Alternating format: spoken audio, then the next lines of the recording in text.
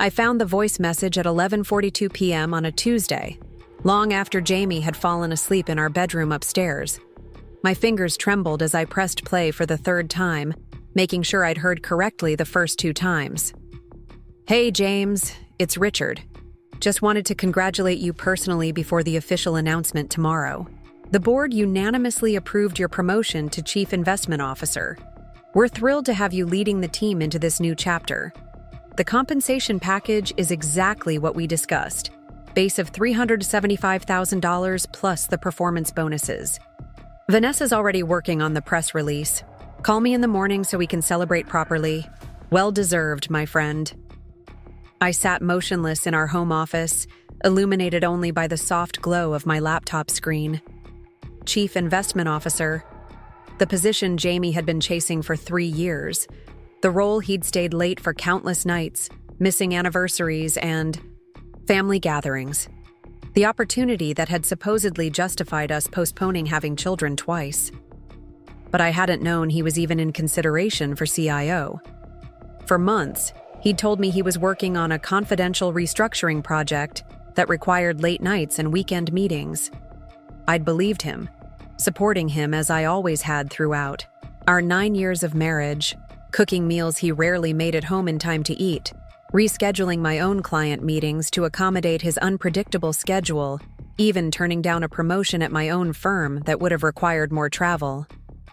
I stared at the other name in the message, Vanessa, Jamie's colleague who had appeared with increasing frequency in his stories over the past year.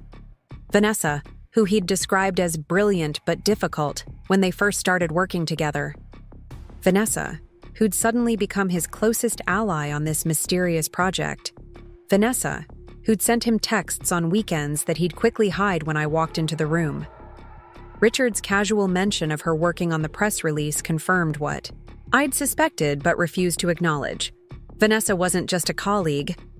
She was intimately involved in Jamie's professional advancement, perhaps in ways that extended beyond the office. What hurt more than the potential betrayal was the absolute certainty that he'd been planning to surprise me with this news. He'd let me believe he was simply working hard on a difficult project, when in reality, he had been interviewing and negotiating for a C-suite position that would transform our lives. He'd kept me completely in the dark, treating me not as a partner, but as a spectator meant to applaud when the curtain finally rose on his achievement.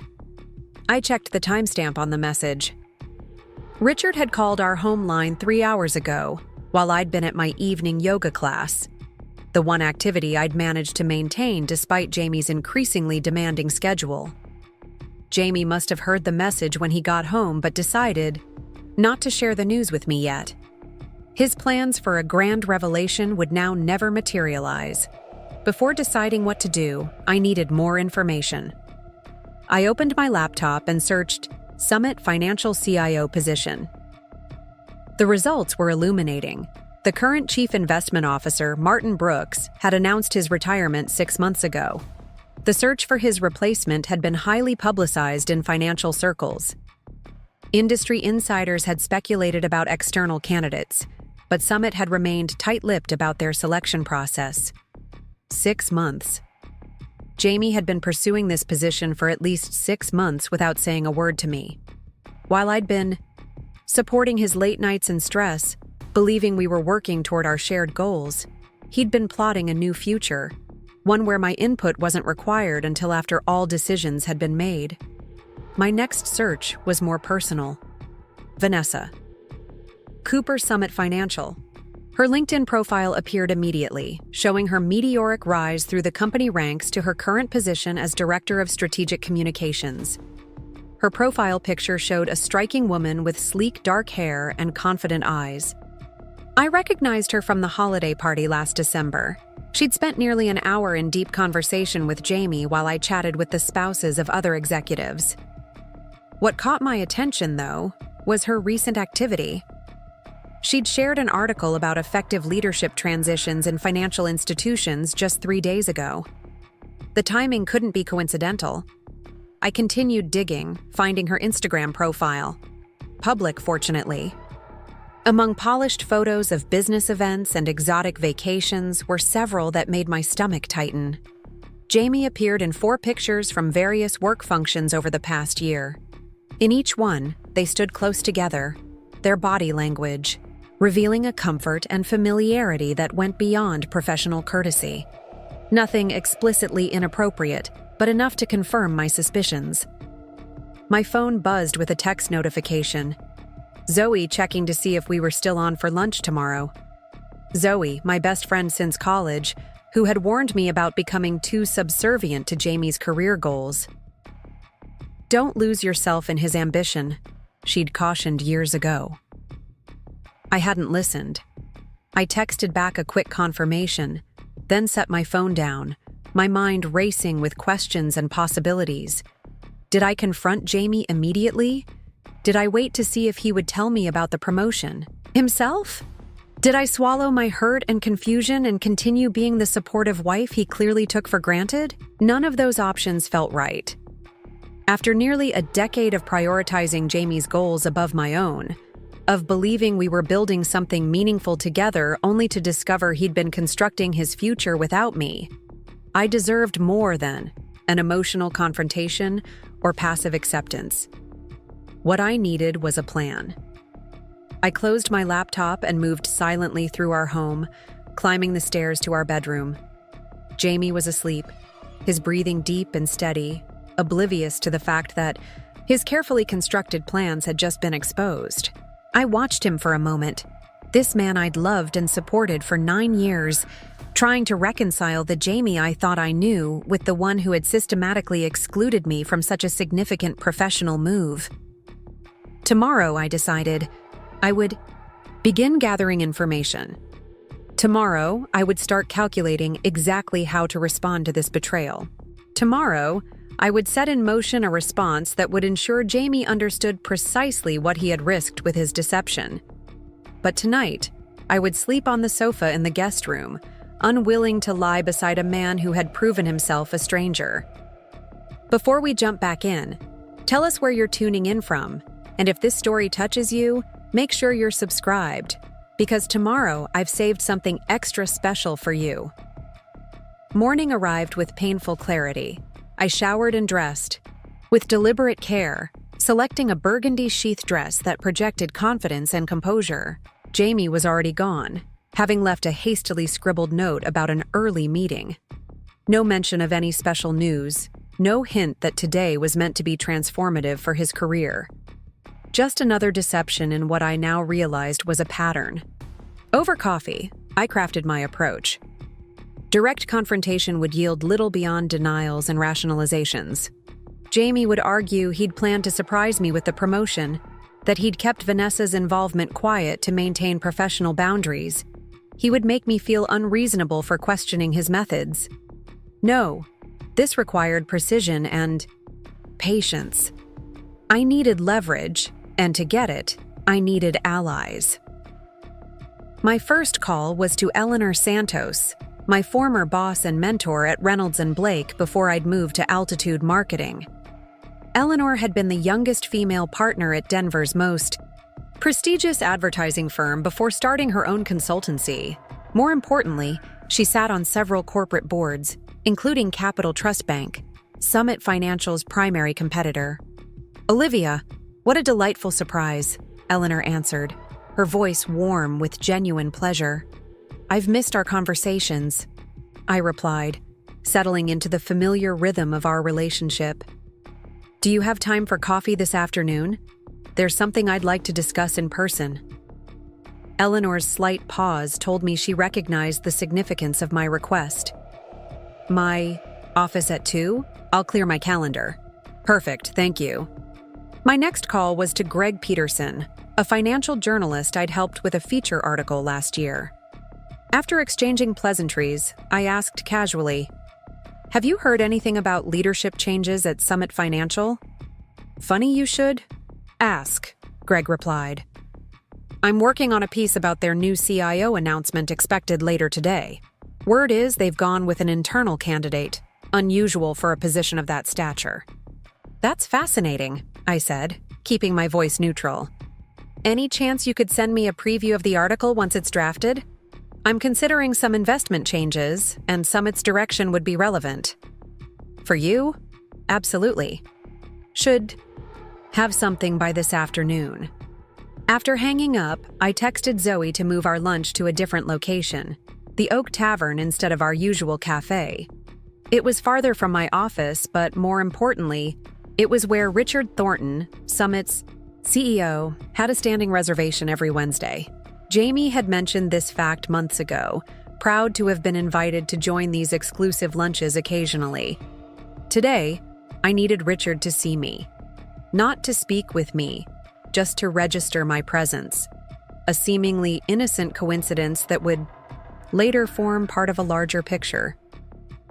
At 12:30, Zoe and I were seated at a prime table at the Oak Tavern, perfectly positioned to be visible from Richard's usual corner booth. Okay, what's going on?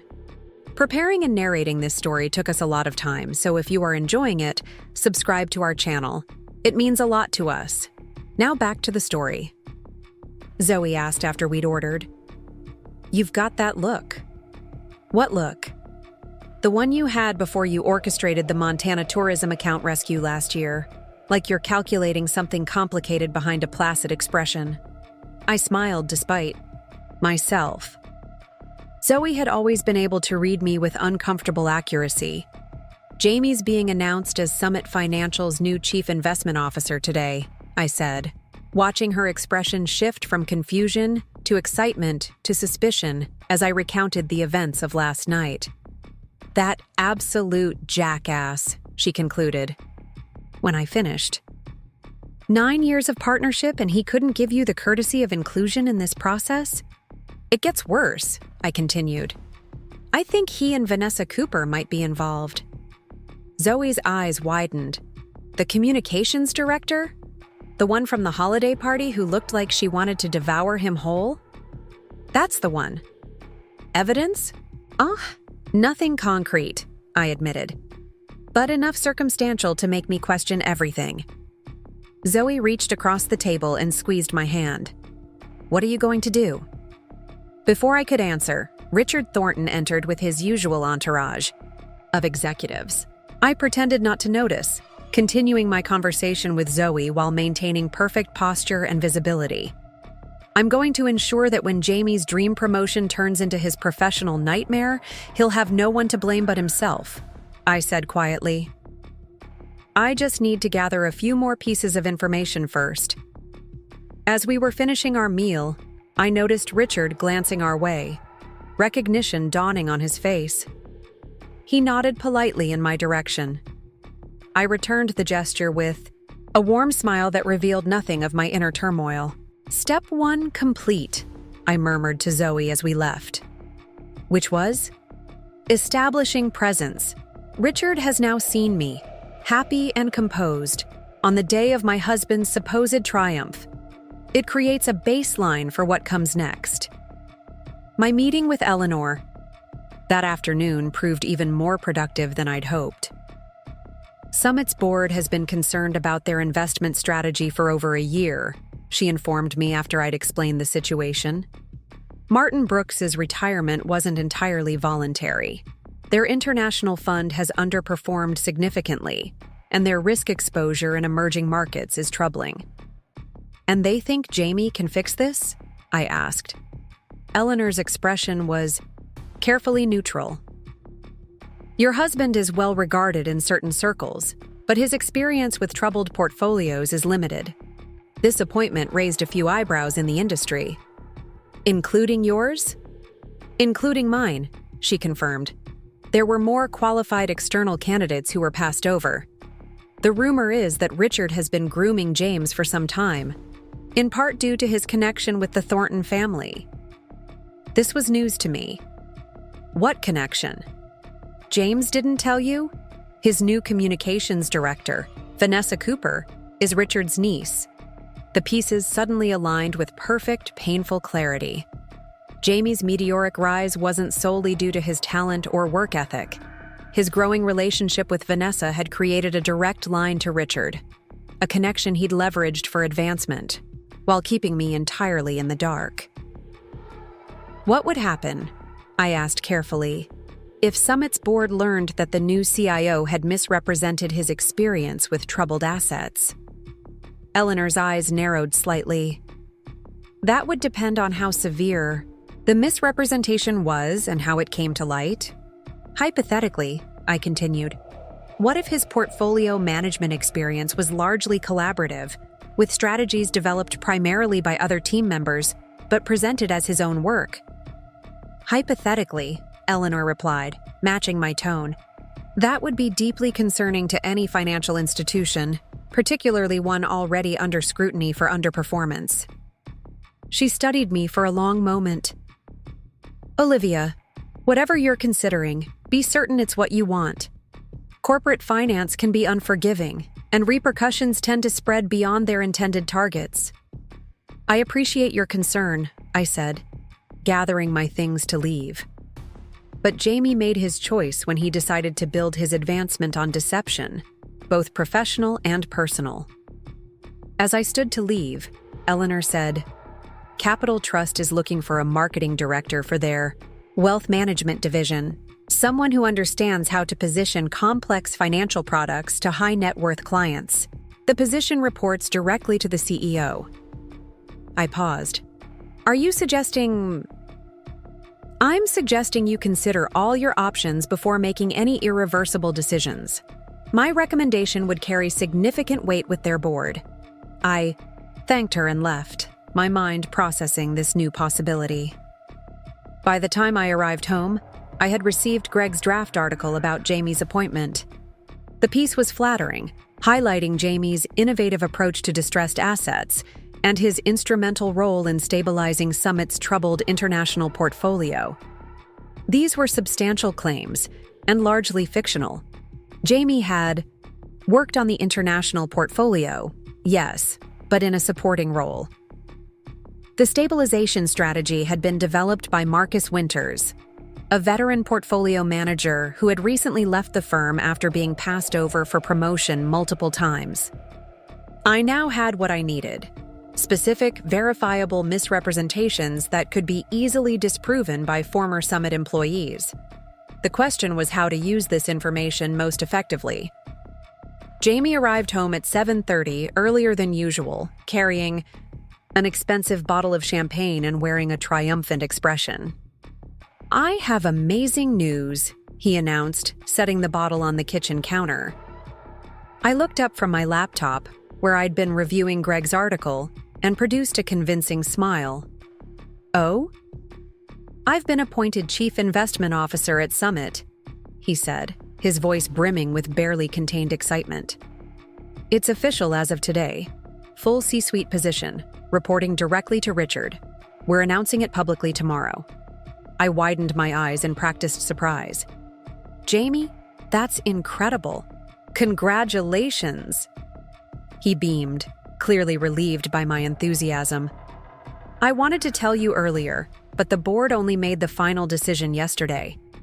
I wanted to surprise you properly. Consider me surprised, I replied, accepting his embrace. This calls for a celebration. As he opened the champagne, I observed him carefully. No hint of guilt, no indication that he recognized the magnitude of his deception. In his mind, the ends justified the means completely. To us, he said, handing me a glass. This is going to change everything, Liv. The compensation package is beyond anything we'd imagined. We can finally buy that mountain property you've been wanting, maybe even start thinking about a family. The casual way he mentioned children, something I'd been ready for 3 years ago, before he'd convinced me to wait until the timing was right, solidified my resolve. Tell me about the announcement tomorrow, I said, sipping my champagne. Will there be a press conference? Just a release initially, but Richard wants me to present the new international strategy to major investors on Friday. Vanessa's been helping me prepare the presentation. She's really remarkable with messaging. I'm sure she is, I agreed pleasantly. She's Richard's niece, right? Jamie's glass paused halfway to his lips. How did you know that? I shrugged. I think you mentioned it once, or maybe I heard it at the holiday party. He nodded, seemingly satisfied with my explanation, though a new wariness had entered his expression. "Will I get to attend the investor presentation?" I asked. "It's really just for major stakeholders," he replied quickly. "Very technical financial material. You'd be bored to tears."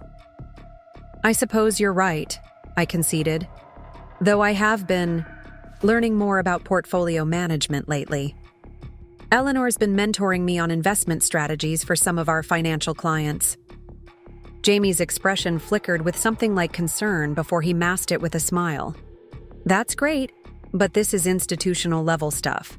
Completely different world." We spent the rest of the evening discussing his new role and the changes it would bring to our lives. I played my part perfectly.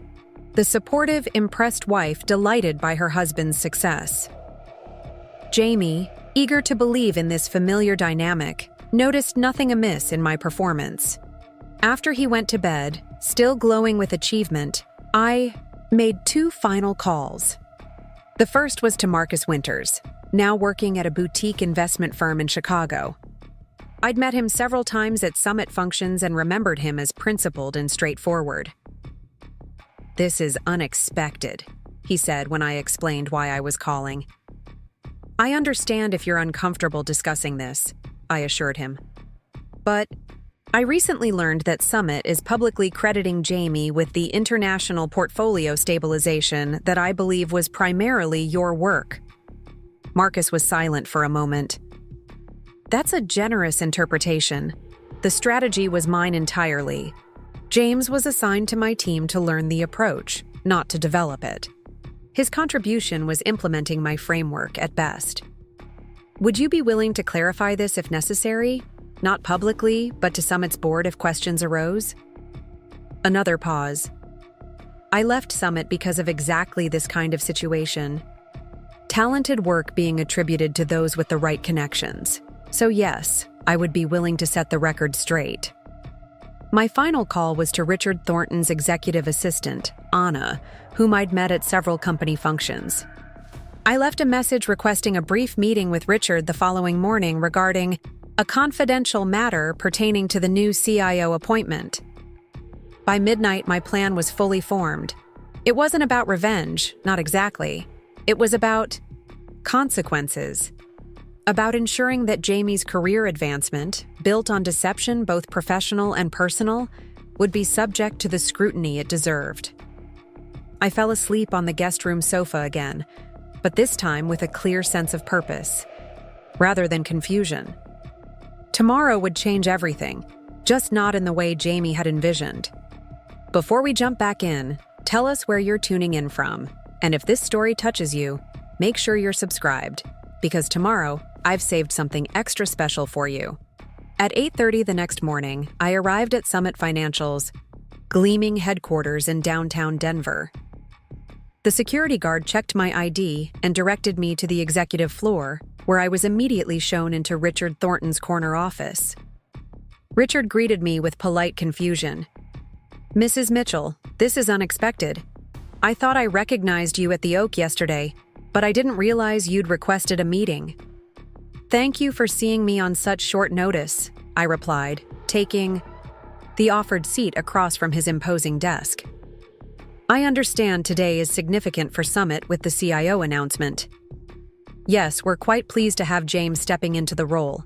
He must have told you himself by now." "He did," I confirmed. "It's actually related to his appointment that I've asked to speak with you." Richard's expression shifted subtly from cordial to guarded. "I see. How can I help?" I placed a folder on his desk. "Before you proceed with the public announcement, there are some discrepancies you should be aware of regarding Jamie's represented experience, particularly his role in stabilizing the international portfolio." Richard didn't touch the folder. "Mrs. Mitchell, with all due respect, our vetting process for executive appointments is extremely thorough. James's qualifications have been verified extensively."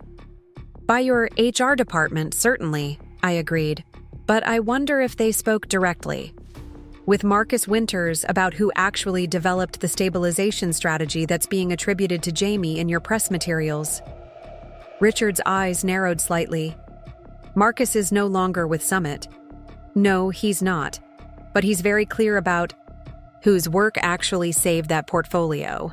The folder contains his signed statement to that effect, along with documentation showing the timeline of the strategy development, all predating Jamie's significant involvement with the team. Richard finally reached for the folder, opening it to scan its contents. His expression remained impassive, but the slight tension in his jaw betrayed his concern. "Why are you bringing this to me?" he asked after a moment. "These allegations, if true, would significantly damage your husband's career." "Because Summit's reputation matters to me," I replied smoothly, "as does integrity and financial leadership. Jamie made choices about how to advance his career. Those choices have consequences." Richard studied me carefully. "This isn't just about professional misrepresentation, is it?" "My personal reasons aren't relevant to Summit's decision-making," I stated firmly. "What matters is whether you want a chief investment officer whose claimed expertise doesn't align with reality, especially at a time when your international funds are under performance scrutiny." He closed the folder and leaned back in his chair. "What exactly are you asking for, Mrs. Mitchell?" "I'm not asking for anything," I clarified. "I'm providing information that your board should have before finalizing this appointment. What you do with that information is entirely your decision. And if we proceed as planned, then I'll know Summit values connections over competence," I replied evenly. "And so will Greg Peterson at the Financial Times, who has already drafted an article about Jamie's appointment that contains these same misrepresentations." Richard's expression darkened. "That sounds remarkably like a threat." "Not at all," I countered calmly. "Just an observation about how information travels in financial circles. Greg is a thorough journalist. When he learns about these discrepancies, as he inevitably will, he'll follow the story wherever it leads. The question becomes whether Summit gets ahead of the situation or reacts to it after the fact." Richard was silent for a long moment, clearly calculating his options. Finally, he pressed the intercom button on his desk. "Anna, please ask Vanessa to join us immediately." While we waited, Richard maintained a studied professionalism. "Whatever the outcome of this situation, Mrs. Mitchell, I want you to know that mixing personal and professional grievances rarely ends well for anyone involved." "I appreciate your concern," I replied. "But this isn't about vengeance. It's about truth, something that's been in short supply recently." Vanessa entered the office moments later, her confident stride faltering slightly when she saw me. "Richard, you wanted to see me?" "Yes. We have a situation with the CIO announcement. Mrs. Mitchell has brought some concerning information about James's representation of his experience with the international portfolio." Vanessa's gaze darted to me, then back to Richard. "I'm sure there's a simple explanation. James has been instrumental in implementing Marcus Winters' strategy," I interjected. "Not developing it, as claimed in your press materials." Vanessa's composure slipped momentarily before she recovered. "There may be some nuance in how his contributions have been characterized, but—" "Nuance," Richard repeated flatly. "Vanessa, you personally vouched for James's qualifications during the selection process. You assured the board that his work on the international portfolio demonstrated his readiness for the CIO position." "Because it did," she insisted. "His execution of the strategy was flawless." "Execution and development are fundamentally different skills," Richard pointed out, "especially for a CIO role. The dynamic between them was fascinating to observe." Richard's growing anger wasn't directed solely at Jamie's misrepresentation, but at Vanessa's role in promoting it, and perhaps at himself for allowing family connections to influence his judgment. "Pull the announcement," he finally instructed Vanessa. "Tell communications we're delaying pending further review."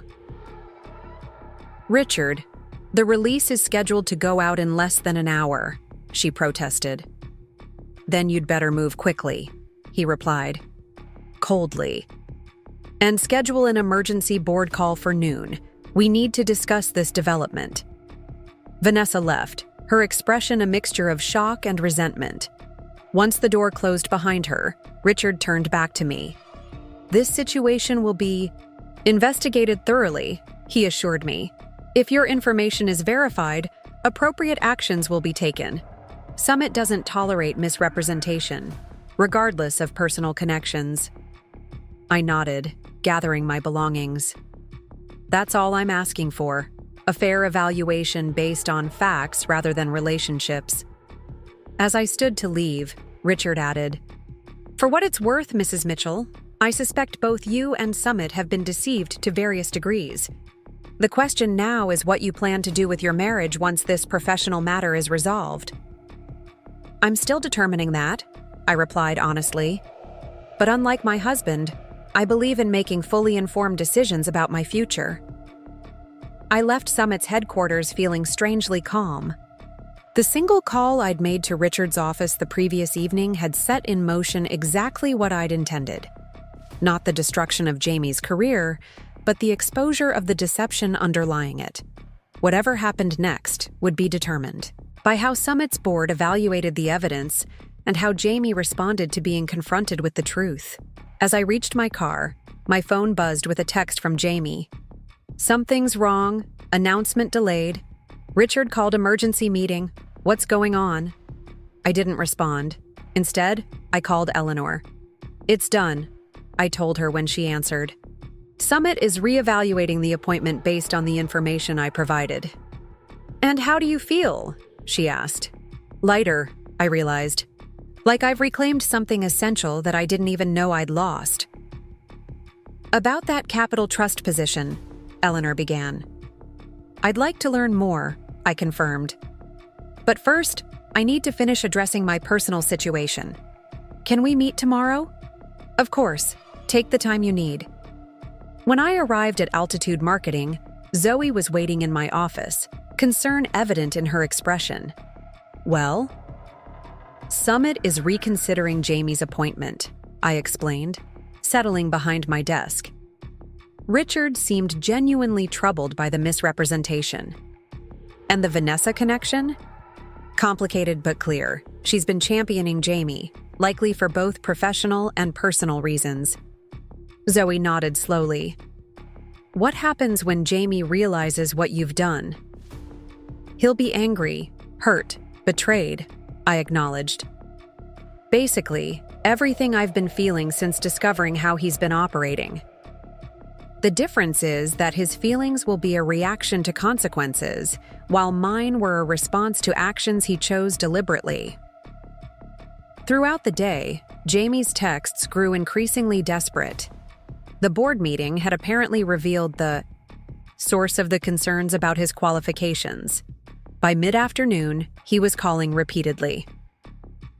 I let each call go to voicemail, listening to his messages evolve from confusion to anger to a strange blend of rationalizations and recriminations. "How could you do this to us?" his final message demanded. "Everything I've worked for, everything we've worked for, you've destroyed it all because what? You felt left out of the process? This isn't just my career you're sabotaging, Olivia. It's our future." Our future. The phrase struck me as particularly revealing. In Jamie's mind, our future was something he alone defined, with my role being simply to support and accept his decisions. That fundamental misunderstanding of partnership was precisely what had led us to this moment. At 5:30, I finally responded with a text. "I'll be home at 7. We can talk then." When I arrived, Jamie was waiting in the living room, a tumbler of whiskey in hand, his expression thunderous. "You went behind my back to Richard," he began immediately. "You questioned my qualifications to my boss. Do you have any idea what you've done?" "I presented factual information about your experience," I corrected calmly. "Information you misrepresented not just to Summit, but to me." "This is about Vanessa, isn't it?" he accused. "You're jealous of our professional relationship, so you decided to sabotage my promotion." "This is about integrity," I countered. Did you develop the international portfolio stabilization strategy, Jamie? Or did you implement Marcus Winter's work and take credit for it? His hesitation told me everything. It's more complicated than that. I enhanced Marcus's approach significantly. Not according to Marcus, I replied. And not according to the documentation. Jamie's face flushed with anger. You contacted Marcus? You've been investigating me? Just as you've been lying to me, I pointed out. About your role at Summit, about the promotion process, about your relationship with Vanessa. Did you really think I wouldn't eventually discover the truth? There's nothing happening with Vanessa, he insisted, though his eyes shifted away from mine. She's been mentoring me professionally. Richard values her opinion, that's all. She's his niece, Jamie, a connection you cultivated and concealed. From me. Just like you concealed the fact that you were being considered for CIO.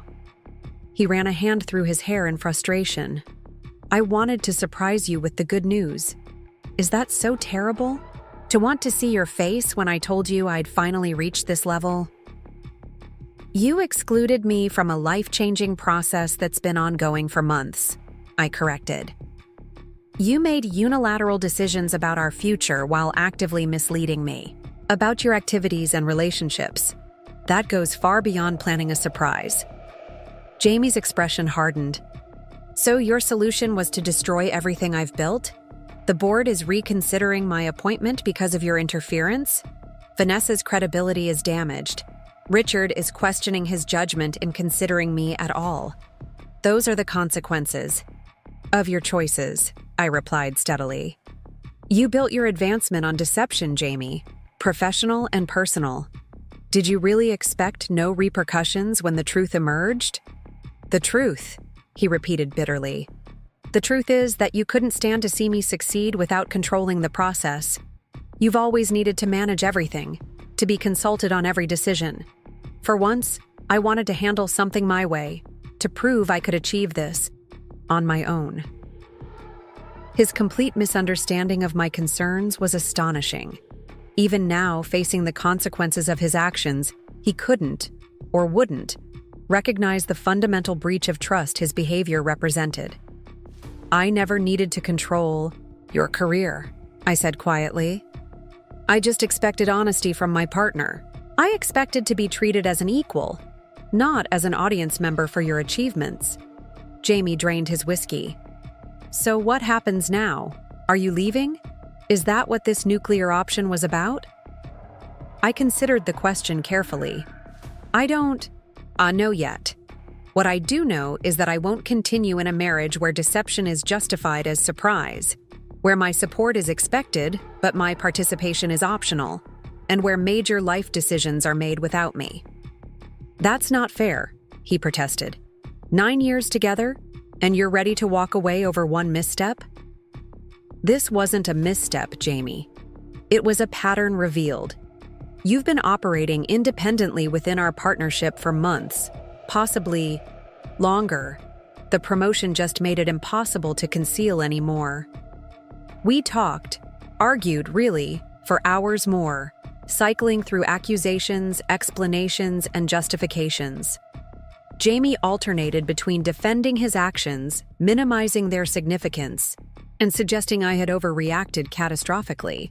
Not once did he offer a genuine acknowledgement of how fundamentally he had betrayed my trust. Eventually, exhausted by the circular conversation, I announced I would be staying at Zoe's for a few days. I need space to think clearly about what I want going forward, I explained, packing an overnight bag. And what about what I want? Jamie demanded. What about the fact that you've potentially derailed my entire career? I paused at the door. Summit is evaluating your qualifications based on facts, Jamie. If your career is derailed, it won't be because I revealed the truth. It will be because you built your advancement on something other than merit. The following morning, Eleanor called with news. Summit's board has decided to reopen the CIO search, she informed me. James won't be completely removed from consideration, but they're bringing in external candidates for comparison. Richard was apparently quite disturbed by how easily he was misled about James's qualifications. And Vanessa? Reassigned to corporate communications rather than executive strategy. Her influence has been significantly diminished. I absorbed this information with mixed emotions. The outcome was fair. Jamie hadn't been summarily fired, but his deception had cost him the automatic promotion he'd expected. He would now have to compete on actual merit against qualified candidates. About the Capital Trust position, Eleanor continued. They'd like to meet you next week. The role has expanded to include oversight of their new wealth management marketing initiative. It would be a significant step up from your current position. I'm interested, I confirmed. Once I've sorted through my personal situation. Over the next week, Jamie and I communicated primarily through texts. Summit had given him a formal reprimand and placed him on a performance improvement plan while maintaining his current role. The CIO position remained open while the board evaluated other candidates. Vanessa, according to Jamie's bitter updates, had been explicitly prohibited from working with him on future projects. Their professional relationship had apparently dissolved under scrutiny, revealing exactly the kind of connection I had suspected. 10 days after my meeting with Richard, I returned home to pack more of my belongings. Jamie was waiting, his initial anger seemingly replaced by desperate contrition. I've been thinking about everything, he began as I sorted through my closet. You were right. I should have included you in the process. I just got caught up in the opportunity, in proving myself. To whom? I asked. Richard? Vanessa? Yourself? Because it wasn't to me. I already believed in your abilities. He had no answer for that. The thing is, Jamie, I continued, folding a sweater carefully, this situation revealed something fundamental about how you view our partnership. You make decisions unilaterally and expect my support without question. That's not a marriage I'm interested in continuing. His face paled. You're leaving? Just like that, after 9 years? Not just like that, I corrected. After discovering that my husband has been operating as a single entity rather than as my partner. After learning that you've been cultivating a relationship with another woman while excluding me from major life decisions. After realizing that the foundation of trust we supposedly built has been compromised by your choices. Jamie ran his hands through his hair, a gesture of frustration. I'd seen countless times throughout our marriage. I made a mistake, Olivia. A serious one. But everyone deserves a second chance. I paused in my packing, considering his words. You're right. People do deserve second chances when they've demonstrated genuine understanding of their mistakes and a commitment to change. But your apologies have focused on getting caught, not on the actual breach of trust. That's not fair, he protested. I've admitted I was wrong to keep you in the dark. About the promotion, I agreed. But what about Vanessa? What about the months of late nights and weekends that apparently weren't entirely devoted to work? What about the systematic exclusion of me from your professional advancement plans? Jamie's expression hardened. Nothing happened with Vanessa. She was a colleague who supported my career ambitions. You're making assumptions based on circumstantial evidence. Am I? I challenged, pulling out my phone. I scrolled to a screenshot. I'd taken from Vanessa's Instagram, a picture from 3 months ago captioned, "Strategy sessions sometimes require mountain views." It showed a rustic cabin porch with 2 glasses of wine on a small table, the unmistakable outline of the front range in the background. The same weekend, Jamie had told me he was attending a mandatory training retreat with his department. He stared at the image, his facade of indignation crumbling. It wasn't what it looks like. It never is, I replied quietly, returning to my packing. The problem, Jamie, is that I no longer know which version of you is real. The devoted husband you present to me, or the ambitious executive willing to compromise ethics and trust to advance his career. Either way, I need time and space to determine if this relationship is salvageable. And your career? He asked, his tone shifting to accusation. Eleanor Santos just happens to mention a position at Capital Trust right when my career at Summit is imploding? That's awfully convenient timing. I zipped my suitcase deliberately before responding. Eleanor has been mentoring me for years, as you well know. She's been suggesting I consider opportunities beyond altitude marketing for months. The timing is coincidental, but I'm not going to apologize for exploring professional growth opportunities, especially now that I understand how little consideration you've given to including me in yours. So you'll abandon our marriage and take a job with Summit's biggest competitor? His laugh was bitter. Talk about the nuclear option. I haven't accepted any position yet, I clarified, and I'm not abandoning our marriage. I'm creating space to evaluate whether it's worth salvaging. I lifted my suitcase from the bed. I'll be staying at the Aspen cabin for the next week. My parents have agreed I can use it while they're in Europe. I need time to think without your attempts to minimize what's happened. The cabin? Jamie's expression registered shock. But that's always been our escape place. It's my family's property, I reminded him gently. And right now, I need familiarity and comfort while I sort through this mess. His expression hardened. Fine, take your retreat. But remember that you're the one who escalated this situation by going to Richard. You're the one who chose to potentially destroy both my career and our marriage rather than having a direct conversation with me first. I paused at the door, turning to face him one last time. That's where you're wrong, Jamie. I didn't create this situation. I simply exposed what was already happening. The question you should be asking isn't why I went to Richard, but why you created circumstances that made such an action necessary. The drive to the Aspen cabin took just over 3 hours, the familiar mountain roads gradually lifting my spirits as Denver receded in my rearview mirror.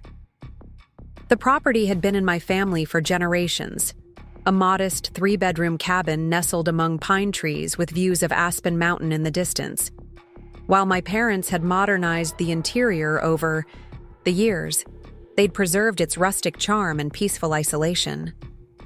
As I unpacked, memories surfaced unbidden. Jamie and I had spent countless weekends here during our early years together, hiking in summer, skiing in winter, and simply enjoying the quiet togetherness away from professional demands. It had been in front of the stone fireplace that we'd first discussed marriage, wrapped in blankets during a surprise October snowstorm. Those happy recollections now felt tainted, overlaid with questions about when exactly Jamie had begun to view me as an accessory to his life, rather than an equal partner in it. Had it been a gradual shift, or had I simply been blind to his true character all along? I built a fire and settled into the worn leather armchair that had been my father's favorite reading spot.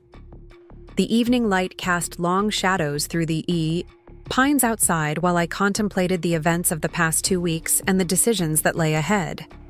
My phone buzzed with a text from Zoe. Settled in? Need company or prefer solitude? Solitude for now, I replied. We'll call tomorrow with updates. My next message was from Eleanor. Capital Trust CEO asked about your availability for breakfast next Tuesday. No pressure, just informal discussion. Let me know. I considered the opportunity carefully. Taking a position at Summit's main competitor would certainly be perceived as calculated retaliation by Jamie. But the role itself sounded challenging and aligned perfectly with my professional goals.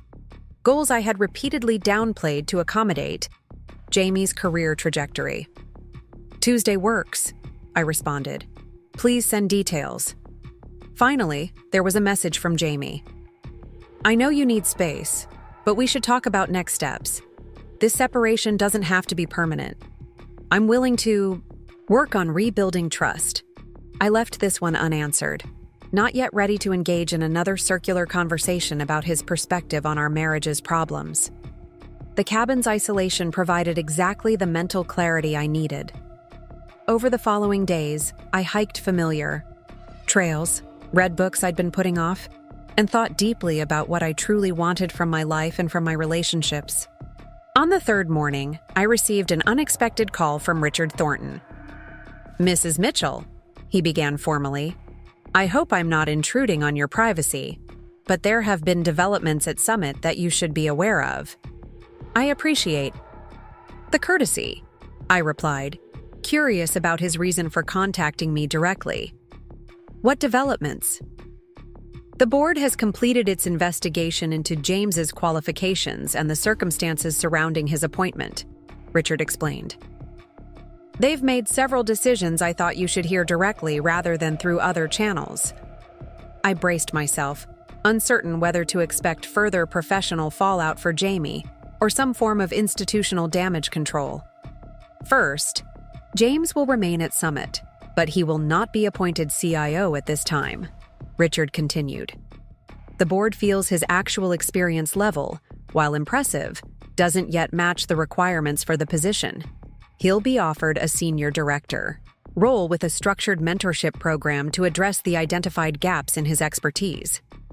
"That seems fair," I acknowledged. "Second," Richard continued, his tone growing more serious, "Vanessa Cooper has tendered her resignation, effective immediately." This surprised me. "Was that requested by the board?" "Not explicitly," Richard replied carefully, "but during our investigation into James's qualifications, certain improprieties in their professional relationship became evident. When confronted with this evidence, Vanessa chose to resign rather than face a formal ethics review. So, my suspicions had been correct. Jamie's relationship with Vanessa had extended beyond professional boundaries, despite his vehement denials. "I understand this is difficult personal information," Richard added when I remained silent. "But given your role in bringing the qualification concerns to our attention, I felt you deserved to know the full extent of what was uncovered." "I appreciate your candor," I managed, my mind reeling with implications. "May I ask what evidence prompted Vanessa's resignation?" Richard hesitated. "Briefly. I'm not at liberty to share specific details of an internal personnel matter. However, I can say that electronic communications between them revealed a relationship that violated Summit's policies regarding disclosure of personal relationships that might influence professional advancement.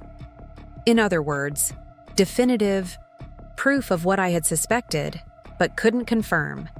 Jamie and Vanessa had been involved romantically while she championed his candidacy for the CIO position, all without proper disclosure to the company. And all while Jamie maintained our marriage facade. There's one more thing," Richard added.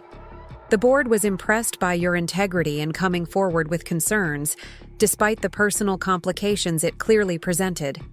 If you're ever interested in exploring opportunities at Summit, I'd be happy to personally review your application." The irony wasn't lost on me. Being offered potential employment at the very company where my husband's professional deception had just been exposed.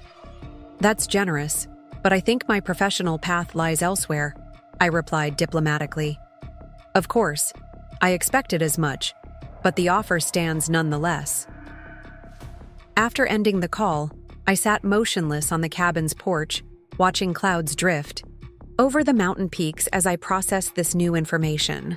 The confirmation of Jamie's affair, because that's what it clearly had been, regardless of how he might attempt to minimize it, settled over me not with fresh pain, but with a strange sense of validation. I hadn't been paranoid or jealous. My instincts had been correct all along. I called Zoe immediately, needing to voice my thoughts to someone who understood the full context. "So he was sleeping with her," Zoe summarized after I relayed Richard's call. "While gaslighting you about late nights and working weekends, while positioning himself for a promotion she was helping orchestrate." "Apparently so," I confirmed, surprised by my own calm. "How are you feeling about this confirmation?" Zoe asked cautiously. "I mean, suspecting is one thing, knowing is another." I considered her question carefully. Oddly, I feel relieved.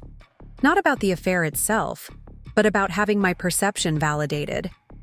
Jamie made me question my own judgment, made me feel irrational for connecting obvious dots. Now I know I wasn't crazy or paranoid. I was seeing exactly what was happening. "What will you do now?" Zoe pressed. "This certainly strengthens any divorce case, if that's the direction you're heading." "I'm still deciding," I admitted. "But this information certainly clarifies the choice." My next call was to Eleanor, updating her on Richard's revelations, and confirming my interest in meeting with Capital Trust's CEO the following Tuesday. "I suspected there might be personal entanglements complicating the situation," Eleanor commented. "Richard's usually more thorough in his vetting process." "Family connections clearly clouded his judgment," I agreed. "Vanessa's relationship to him gave her influence she exploited to advance Jamie's career alongside her own interests." "A troubling lapse for someone of Richard's experience," Eleanor observed. "But people are often blind to manipulation from those they trust." The truth of her statement resonated deeply with me. I, too, had trusted Jamie implicitly, believing in the partnership we were building together, while he systematically excluded me from his plans and betrayed our marriage vows. Later that evening, Jamie finally called. I let it go to voicemail, not yet ready for the conversation I knew we needed to have. His message was subdued, lacking the defensive edge that had characterized our previous interactions. "Olivia, I need to speak with you. Richard called a meeting today. Things have changed at Summit. I owe you an explanation, a real one this time. Please call me when you're ready to talk." I listened to the message twice, noting what he didn't say. No explicit mention of Vanessa's resignation or the reason behind it. No acknowledgement of the affair that had clearly been exposed. Still attempting to control the narrative, to present himself in the most favorable light possible. I texted back a brief response. "I know about Vanessa's resignation and the reason for it. Richard called me directly. I'll be ready to talk when I return next week." His reply came almost instantly. "Please, Olivia, let me explain in person.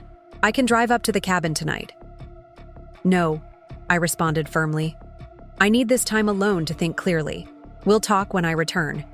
He didn't argue further, perhaps finally recognizing that he had exhausted my willingness to accommodate his preferences. The remaining days at the cabin passed in contemplative solitude. I hiked to my favorite overlook, a craggy outcropping, with panoramic views of the valley, and spent hours watching the interplay of sunlight and shadow across the landscape. The perspective it provided seemed metaphorical, distance revealing patterns and relationships not visible from too close. By Sunday evening, I had reached a decision about my marriage and my future. It wasn't an emotional choice made in the heat of betrayal, but a rational assessment of what I wanted for the next chapter of my life. 9 years with Jamie had taught me much about myself, both what I valued and what I couldn't compromise on. Trust and genuine partnership ranked highest among those non-negotiables. Monday morning, I packed my belongings, cleaned the cabin thoroughly, and began the drive back to Denver. The descent from mountains to city felt symbolic, moving from contemplation to action, from isolation to re-engagement with the life I was now prepared to reshape. I checked into a downtown hotel rather than returning to our home, needing neutral territory for the conversation ahead. Then I messaged Jamie. "I'm back in Denver. We can meet tonight at 7 p.m. at the Granite Room in the EI's Hotel Monaco." "I'll be there," he replied immediately. "Thank you for being willing to talk." The Granite Room was a small, elegant space off the hotel's main restaurant, designed for private business meetings with its heavy wooden door and sound-dampening walls. I arrived early, selecting a seat that faced the door, and ordered a sparkling water while waiting. Jamie entered precisely at 7, looking simultaneously polished and exhausted. The designer suit couldn't hide the strain evident in his posture or the shadows beneath his eyes. He spotted me immediately, crossing the room with purposeful strides. "Thank you for meeting me," he began, taking the seat across from me. "I think we both deserve clarity," I replied evenly. He nodded, hands clasped tightly on the table between us. "I need to explain about Vanessa." "Yes, you do," I agreed. "But first, I need you to understand something important. This conversation isn't about whether I forgive you for an affair. It's about whether the pattern of deception you've established is something I'm willing to accept in my life moving forward." His eyes widened slightly at my directness. "I understand." "Do you?" I challenged gently. "Because you've had multiple opportunities to be honest with me, both about your professional maneuvering and about Vanessa. Instead, you chose to lie repeatedly, even when directly confronted." Jamie looked down at his hands. "You're right. I've been lying to you and to myself about what was happening with Vanessa." He drew a deep breath before continuing. "It started as a professional alliance. She recognized my ambition, my frustration with being overlooked for advancement. She offered to mentor me, to help position me for the CIO role when Martin announced his retirement." "And when did it become personal?" I prompted when he hesitated. "About 4 months ago," he admitted. "We were working late on strategy projections. She suggested we continue the discussion over dinner. One thing led to another." He trailed off, apparently realizing how cliched his explanation sounded. "And the cabin weekend? The mandatory training retreat?" Jamie flinched visibly. "That was a mistake. A serious lapse in judgment." "A lapse in judgment," I repeated slowly. "Is that how you categorize lying to your wife about your whereabouts while spending a romantic weekend with your colleague? As a lapse in judgment?" "I don't know what you want me to say, Olivia," he responded, frustration edging into his tone. "Yes, I had an affair. Yes, I lied about it. Yes, I allowed Vanessa to champion my promotion partly because of our personal relationship. All of it was wrong. I'm not defending any of it. Yet you continued to deny everything until summits. Investigation forced the truth into the open," I pointed out. "Even now, you reached out only after Vanessa resigned and the affair was exposed." He ran a hand through his hair, a familiar gesture of agitation. "I was trying to figure out how to tell you. I knew it would destroy everything." "The affair didn't destroy everything, Jamie. The systematic deception did." I met his gaze directly. I could potentially forgive a momentary lapse, a single poor decision made in weakness. What I can't accept is the calculated, ongoing choice to exclude me from your life decisions while actively betraying our marriage vows. "What are you saying?" His voice had grown quieter, perhaps already anticipating my answer. "I'm saying that I'm filing for divorce," I stated calmly. "This past week has given me clarity about what I want and what I deserve in a relationship. Our marriage no longer provides either." Jamie's posture collapsed slightly, though he didn't appear entirely surprised. "Just like that? 9 years erased because of one mistake?" "This wasn't one mistake," I corrected him. "It was a pattern of choices that revealed your fundamental attitude toward our partnership.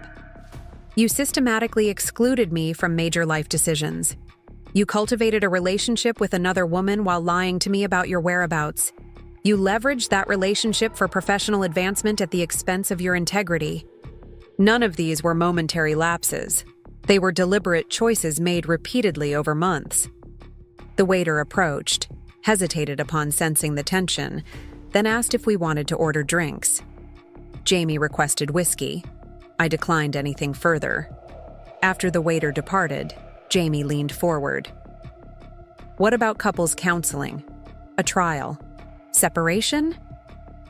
Some people work through affairs and emerge stronger." "Some people do," I acknowledged. "But reconciliation requires genuine remorse and a mutual commitment to rebuilding trust. Your actions have consistently demonstrated that your primary concern is damage control rather than genuine accountability. "That's not fair," he protested. "I'm here, aren't I? Admitting everything?" "After being caught," I reminded him. "After the evidence became irrefutable. After your carefully constructed narrative collapsed entirely. That's not honesty, Jamie. It's strategic retreat."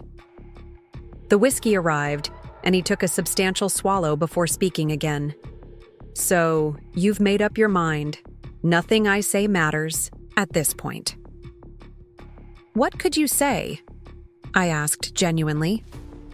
What words would erase the pattern of deception and exclusion that's been established? He had no answer. "I've retained Patricia Lawson to handle the divorce," I continued when his silence confirmed there was no substantive response forthcoming. "She'll contact your attorney to begin proceedings. I believe we can handle this amicably, with fair division of assets and minimal conflict." "And your career?" he asked, a hint of bitterness creeping into his tone. "Still planning to join? Capital Trust?" "I'm exploring several opportunities," I replied neutrally. "My professional decisions are no longer relevant to our relationship given the circumstances." Jamie finished his whiskey and signaled for another. "I never meant for any of this to happen," he said finally. "The promotion was supposed to be the beginning of our best chapter yet. Financial security, the lifestyle we'd talked about, maybe finally starting a family. Instead, I've lost everything that actually matters." For the first time that evening, his words seemed genuinely regretful rather than calculated. The realization of what he'd sacrificed appeared to be settling over him like a physical weight. "I hope you find what you're looking for, Jamie," I said softly. "But I've learned that genuine partnership requires honesty, respect, and inclusion. Not just in moments of triumph, but through every decision that shapes a shared life. I deserve that kind of relationship, and I can no longer pretend our marriage provides it." I gathered my purse and stood, our conversation reaching its natural conclusion. "Patricia will contact your attorney this week. I'll be staying at this hotel until I find a more permanent arrangement." "What about the house?" he asked, looking up at me with reddened eyes. "We can discuss options through our lawyers," I replied. "I think a clean break is best for both of us." As I turned to leave, Jamie reached for my hand. "For what it's worth, Olivia, I really did love you. Still do. I just lost my way somehow." I gently withdrew my hand from his grasp. "I believe you, Jamie. But love without respect and honesty isn't enough to build a life on. I hope you remember that in your next relationship." Walking out of the granite room felt like crossing an invisible threshold. Behind me lay 9 years of shared history, mutual dreams, and intertwined lives. Ahead stretched an uncertain future that, despite its challenges, promised something our marriage had ultimately failed to provide: authenticity and self-respect. My meeting with Capital Trust's CEO the following morning offered a welcome distraction from the emotional weight of the previous evening.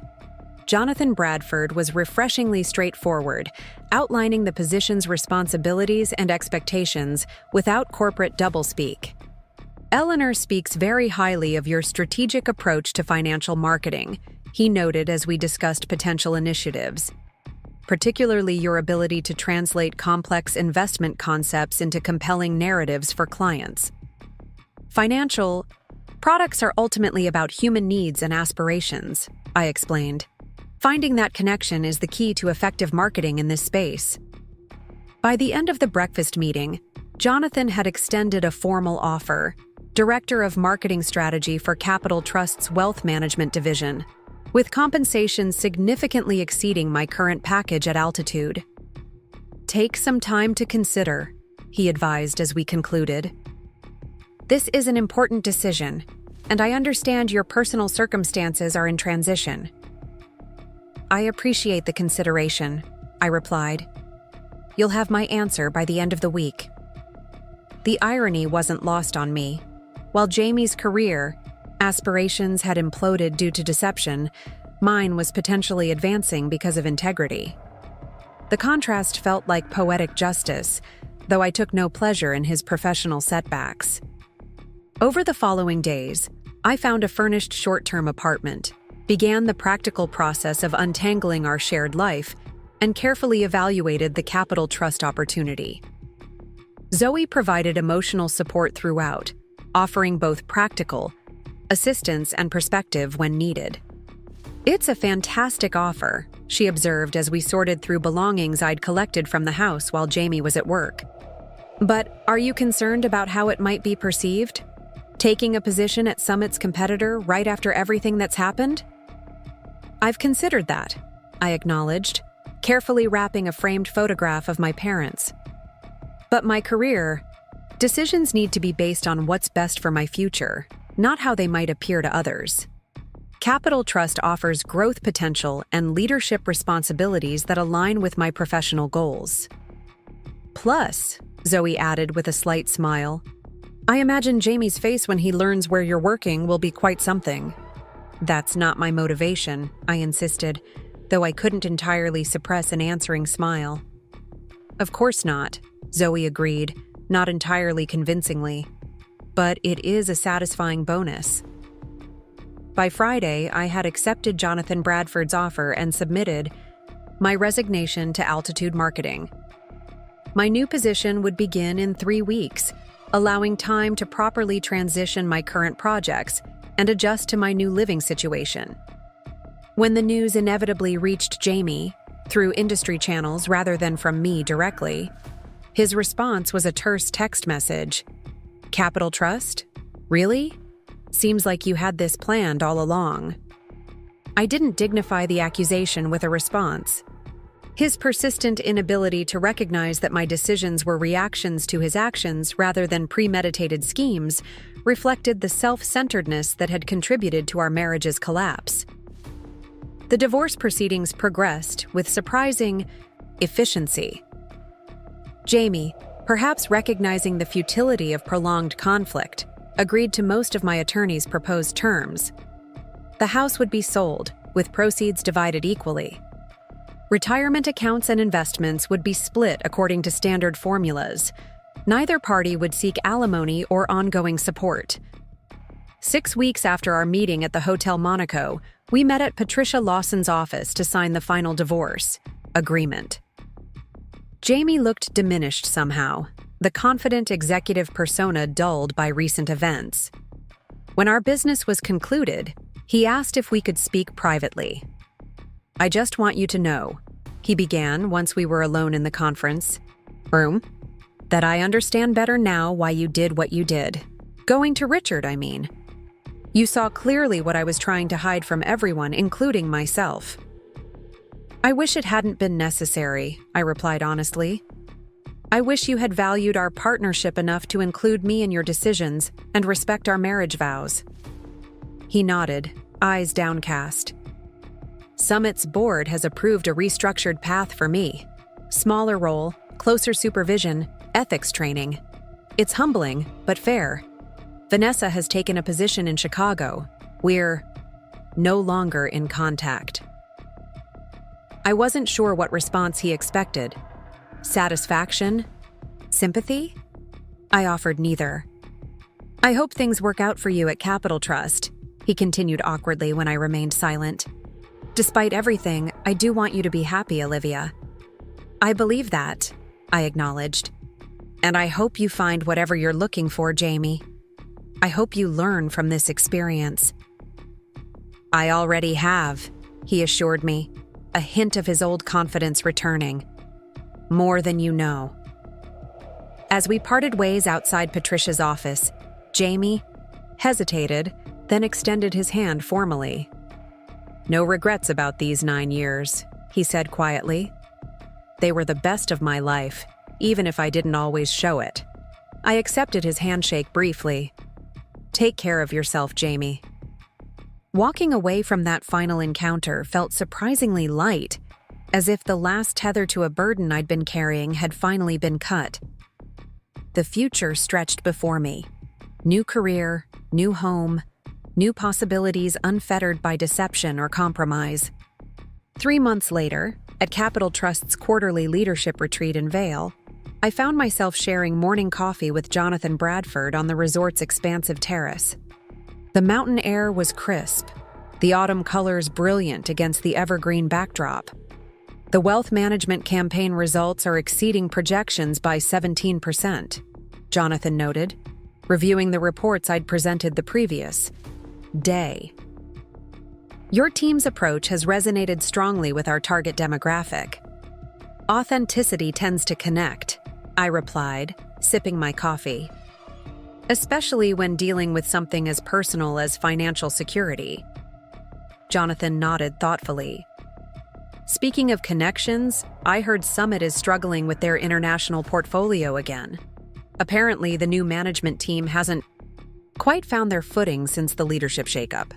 I had deliberately avoided seeking information about Summit or Jamie since starting at Capital Trust, focusing instead on establishing my credibility and building strong relationships within my new organization. That's unfortunate for their clients, I responded neutrally, but I'm sure they'll stabilize eventually. Absolutely, Jonathan agreed. Though their loss has certainly been our gain. He gestured toward the presentation materials on the table between us. Not just in market share, but in acquiring talent like you. The compliment was delivered with professional appreciation, rather than personal flattery, reflecting the respectful culture I'd found at Capital Trust. A stark contrast to the politicized environment Jamie had described at Summit. I appreciate that, I replied sincerely. This move has been exactly what I needed, both professionally and personally. As our conversation shifted to upcoming initiatives, I reflected on the unexpected path that had led me here. A single call, prompted by a voicemail message not meant for my ears, had set in motion a series of events that completely transformed my life. Had Jamie simply included me in his professional decisions?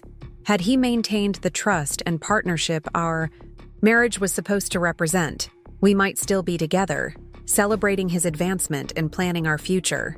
Instead, his choices had forced me to confront difficult truths and make painful decisions. The revenge, if it could be called that, hadn't been about deliberately destroying his career prospects or publicly humiliating him. It had been about refusing to enable deception, about holding him accountable for his actions, and about valuing my own integrity enough to demand truth rather than comforting lies. The call to Richard Thornton hadn't been made in vindictive anger, but in the calm certainty that truth, however painful, was preferable to living in the shadow of deliberate deception. That Jamie's carefully constructed professional narrative had collapsed under scrutiny was merely the natural consequence of building advancement on misrepresentation rather than authentic achievement. As the leadership retreat continued through the weekend, I found myself genuinely engaged and energized by the collaborative atmosphere and challenging discussions. My contributions were respected, my expertise acknowledged without qualification or condition. This, I realized, was what genuine professional partnership felt like. What I had deserved all along in both my career and my marriage. On Sunday evening, as I packed for the return to Denver, my phone buzzed with a news alert. Summit Financial announces restructuring of international division following continued underperformance. I hesitated briefly before opening the article, uncertain whether engaging with news about Summit would reopen wounds better left healed. Curiosity won out. The piece outlined Summit's struggle to stabilize their international portfolio despite multiple strategy adjustments over the past quarter. Near the end was a brief mention that James Mitchell, previously considered for the CIO position, would be leaving the firm to pursue other opportunities. I set the phone aside, surprised by my lack of emotional response to this development. 6 months ago, the news would have prompted intense reflection on our shared history and the cascading consequences of our broken marriage. Now, it registered as information about a former connection, relevant but no longer defining.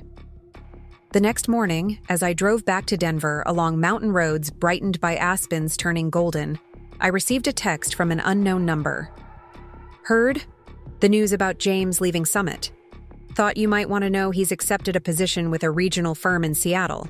Much smaller role, but perhaps a fresh start. Wishing you continued success. Richard Thornton. I didn't respond, though I appreciated Richard's professional courtesy in providing closure to a chapter that had indirectly connected us. Jamie's move to Seattle represented physical distance to match the emotional separation that had already occurred, a fitting conclusion to our entangled history. By the time I reached Denver, my thoughts had shifted entirely to the week ahead. Meetings with my marketing team, dinner plans with Zoe, and the interior designer's suggestions for my newly purchased condominium. The life I was building felt authentically mine, shaped by choices made with clear eyes and firm purpose, rather than in reaction to someone else's ambitions or deceptions. That evening, as I settled into my new home with its sweeping views of the city lights below and mountains beyond, I received a final text from Jamie. Starting fresh in Seattle next month. Wanted to thank you, oddly enough. Your actions forced me to confront truths I'd been avoiding about myself and my choices. I'm working on becoming someone worthy of the kind of partnership I failed to give you. Wishing you every happiness. Oh. I read the message twice, appreciating its acknowledgement, without feeling compelled to respond. Some chapters are best closed without additional words, their lessons absorbed and carried forward rather than revisited through ongoing dialogue. Setting my phone aside, I turned instead to the large windows framing Denver's skyline. The city, where I'd once built a life centered around supporting someone else's dreams. Now those same city lights represented something entirely different. Opportunity, independence, and the quiet satisfaction of having stood firmly for my own worth when it mattered most. The single call that had turned Jamie's dream promotion into my perfect revenge had ultimately delivered something far more valuable than mere retaliation. It had catalyzed my liberation from a relationship built on shaky foundations and accelerated my journey toward a life aligned with my true values: honesty, mutual respect, and the courage to demand nothing less than genuine partnership, both professionally and personally. Sometimes I reflected as evening settled over the mountains. The most powerful form of revenge isn't about destroying what someone else values, but about reclaiming what you should have valued all along: your own worth, your own truth, and your own capacity to build a life that needs no external validation to feel complete. My first day at Capital Trust arrived with a mixture of anticipation and quiet confidence. The downtown Denver office occupied the upper floors of a sleek glass tower, its reception area tastefully appointed with modern art and sweeping mountain views. Jonathan Bradford met me personally at the elevator, a gesture that underscored the importance of my position within the organization. "The team is eager to meet you," he said, leading me through the open workspace where curious eyes tracked our progress. "I've made it clear that your marketing vision will be central to our wealth management division's growth strategy." "I appreciate the vote of confidence," I replied, taking in the environment that would become my professional home. Unlike the opulent excess of Summit Financial's offices, with their marble surfaces and ostentatious displays of wealth, Capital Trust projected understated sophistication, quality materials, and thoughtful design that communicated stability rather than flash. The difference resonated with my current perspective on life. After 9 years with Jamie, where appearance often trumped substance, I found myself drawn to authenticity in all its forms. My new office featured floor-to-ceiling windows with views of the Front Range, a sitting area for small meetings, and walls bare except for a single welcome note propped on the desk. Jonathan noticed my attention to the card. "From the marketing team," he explained. "They took the initiative. I think you'll find the culture here values both independence and collaboration." "Exactly what I'm looking for," I said, setting my bag down on the polished desk surface. Jonathan smiled, checking his watch. "Strategy meeting in the main conference? Room at 10. It'll be a good introduction to the current challenges and opportunities. Until then, settle in, review the files I sent over last week, and feel free to wander. Open door policy is real here, not just corporate speech. When he departed, I took a moment to absorb the significance of this transition. 3 months ago, I had been a supportive wife arranging my professional schedule around Jamie's ambitions.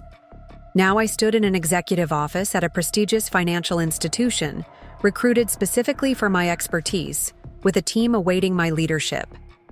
The file Jonathan had sent contained Capital Trust's current marketing analytics, competitor, assessments, and campaign performance metrics. I was reviewing them when a knock at my open door announced my first visitor. A woman perhaps a few years younger than me, with a pixie haircut and bright, intelligent eyes. Melissa Chen, Digital Strategy Manager, she introduced herself. I hope I'm not interrupting your orientation. Not at all, I assured her, gesturing toward the sitting area. I was hoping to meet team members informally before the meeting. Melissa settled into one of the chairs. Full disclosure, I looked you up the moment Jonathan announced your hiring. Your campaign for Montana tourism was brilliant, and what you did with the Henderson account at altitude was nothing short of magical. I smiled at her enthusiasm. Thank you. I had excellent teams supporting those initiatives. That's actually why I wanted to catch you before the formal introductions, Melissa continued. Our team is talented but has been lacking clear direction since Martin Ochoa left 6 months ago. Corporate has been pushing us towards safe, conventional approaches while our competitors, especially Summit, have been more aggressively innovative. The mention of Summit triggered a momentary tightness in my chest, but I maintained a neutral expression. What would you say is the primary challenge facing the marketing division right now? Melissa leaned forward, clearly appreciative of the direct question. We're struggling to differentiate our wealth management services in a crowded marketplace. The products themselves are exceptional. Better returns, lower fees, more personalized service, but our messaging fails to capture what makes them distinctive. That's consistent with my initial assessment, I acknowledged. The analytics show strong product performance but middling engagement with marketing materials. Exactly. Melissa's eyes lit up. We're telling rather than showing, talking about features instead of outcomes. We need a narrative approach that connects financial products to actual life goals. Her insight impressed me. Bring that perspective to the meeting. I want to hear from people who understand both our challenges and our potential. By the time the strategy meeting began, I'd met 4 more team members, each stopping by to welcome me and offer their perspectives on the division's marketing needs. Their eagerness suggested a team hungry for leadership and direction, exactly the environment where I could make meaningful impact. The conference room gradually filled with marketing staff and representatives from product development, customer service, and investment strategy. Jonathan made brief introductions before turning the floor over to me. I'm not here to dictate a new direction on day 1, I began, scanning the attentive faces around the table. I'm here to listen, to understand the institutional knowledge you all possess, and to collaboratively develop strategies that showcase the genuine excellence of Capital Trust's offerings. For the next hour, I guided a discussion that revealed both the challenges and opportunities facing the wealth management division. By meeting's end, energy in the room had noticeably shifted from cautious assessment of the new director to enthusiastic engagement with possibilities. Impressive, Jonathan commented as the team filed out. You've managed to inspire optimism without making specific promises. Not easy to achieve in a first meeting. They're hungry for direction, I observed. And they already know what needs fixing. They just needed permission to voice it and assurance that someone was listening. Well, they're certainly listening to you, Jonathan replied. I look forward to seeing where you take this. Over the following weeks, I immersed myself in learning Capital Trust's operations while beginning to formulate a comprehensive marketing strategy for the wealth management division. The work provided welcome focus during a period of significant personal transition. My new condominium was slowly taking shape, with furnishings and decor selected to reflect my personal aesthetic, rather than the compromise style Jamie and I had developed over our years together.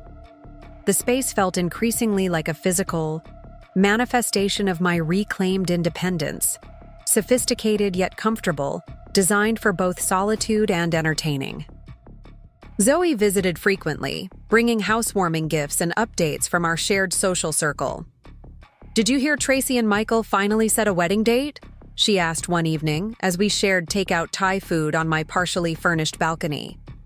"September at the Botanical Gardens." "That's wonderful," I replied, genuinely pleased for our mutual friends. Though I imagine the invitation might be awkward given the circumstances. Zoe shrugged. "Tracy already asked me about it. She wants to invite both you and Jamie, but understands if that creates complications. By September, the divorce will be final," I noted. "I have no objection to Jamie attending. We're adults capable of maintaining appropriate boundaries at social functions." "Very mature," Zoe observed with a hint of skepticism. "And if he brings a date?" The thought produced a brief twinge that surprised me with its intensity. "That would be his prerogative," I said carefully, "just as it would be mine." Zoe studied me over her wine glass. "Speaking of which, Jonathan Bradford seems quite taken with your professional capabilities. Handsome, divorced, intelligent." "Stop right there," I interrupted with a laugh. "Jonathan is my boss and a valued professional colleague. Nothing more." "If you say so," Zoe replied, unconvinced. "Just noting that the universe sometimes provides interesting timing." I shook my head at her persistent matchmaking. The universe can mind its own business. I'm not interested in another relationship until I've fully processed the end of my marriage. The truth was more complicated than I admitted to Zoe. While I wasn't actively seeking romantic involvement, I had noticed Jonathan's subtle attentiveness, the thoughtful professional insights, the occasional lunch invitations, the way his gaze sometimes lingered when he thought I wasn't aware. Under different circumstances, I might have been intrigued by these signals from a man whose intelligence and integrity I genuinely respected. But my emotional landscape remained too complex for new entanglements. The divorce proceedings continued, their methodical progress, with financial disclosures and settlement negotiations handled primarily through our respective attorneys. Jamie had become increasingly cooperative as the process advanced, perhaps recognizing that prolonged conflict served neither of us. My professional transition proved more immediately rewarding. By the end of my first month at Capital Trust, I had developed a comprehensive marketing strategy that would position the wealth management division as facilitators of clients' life aspirations, rather than merely managers of their assets. "Financial security isn't the end goal," I explained during my presentation to the executive leadership team. "It's the foundation that enables people to pursue what truly matters to them: family legacy, philanthropic impact, meaningful experiences, creative endeavors." Our messaging needs to connect investment performance to those deeper aspirations. The strategy resonated powerfully, receiving unanimous approval and an expanded budget allocation. Implementation began immediately, with my team energized by both the clear direction and the institutional support. As we developed the first campaign materials under this new approach, news of Summit Financial's continuing struggles appeared, occasionally in industry publications. Their international portfolio remained problematic, with client withdrawals accelerating and market share declining. I tried to maintain professional distance from these developments, though I couldn't help wondering how Jamie was navigating the turbulence at a company whose trajectory had once been intimately tied to our future plans. The answer arrived unexpectedly on a Wednesday afternoon as I returned to my office after a productive meeting with the digital marketing team. My assistant intercepted me in the hallway, expression carefully neutral. "There's someone waiting." "To see you," she said quietly. I explained that you don't take unscheduled appointments, but he insisted it was personal rather than professional.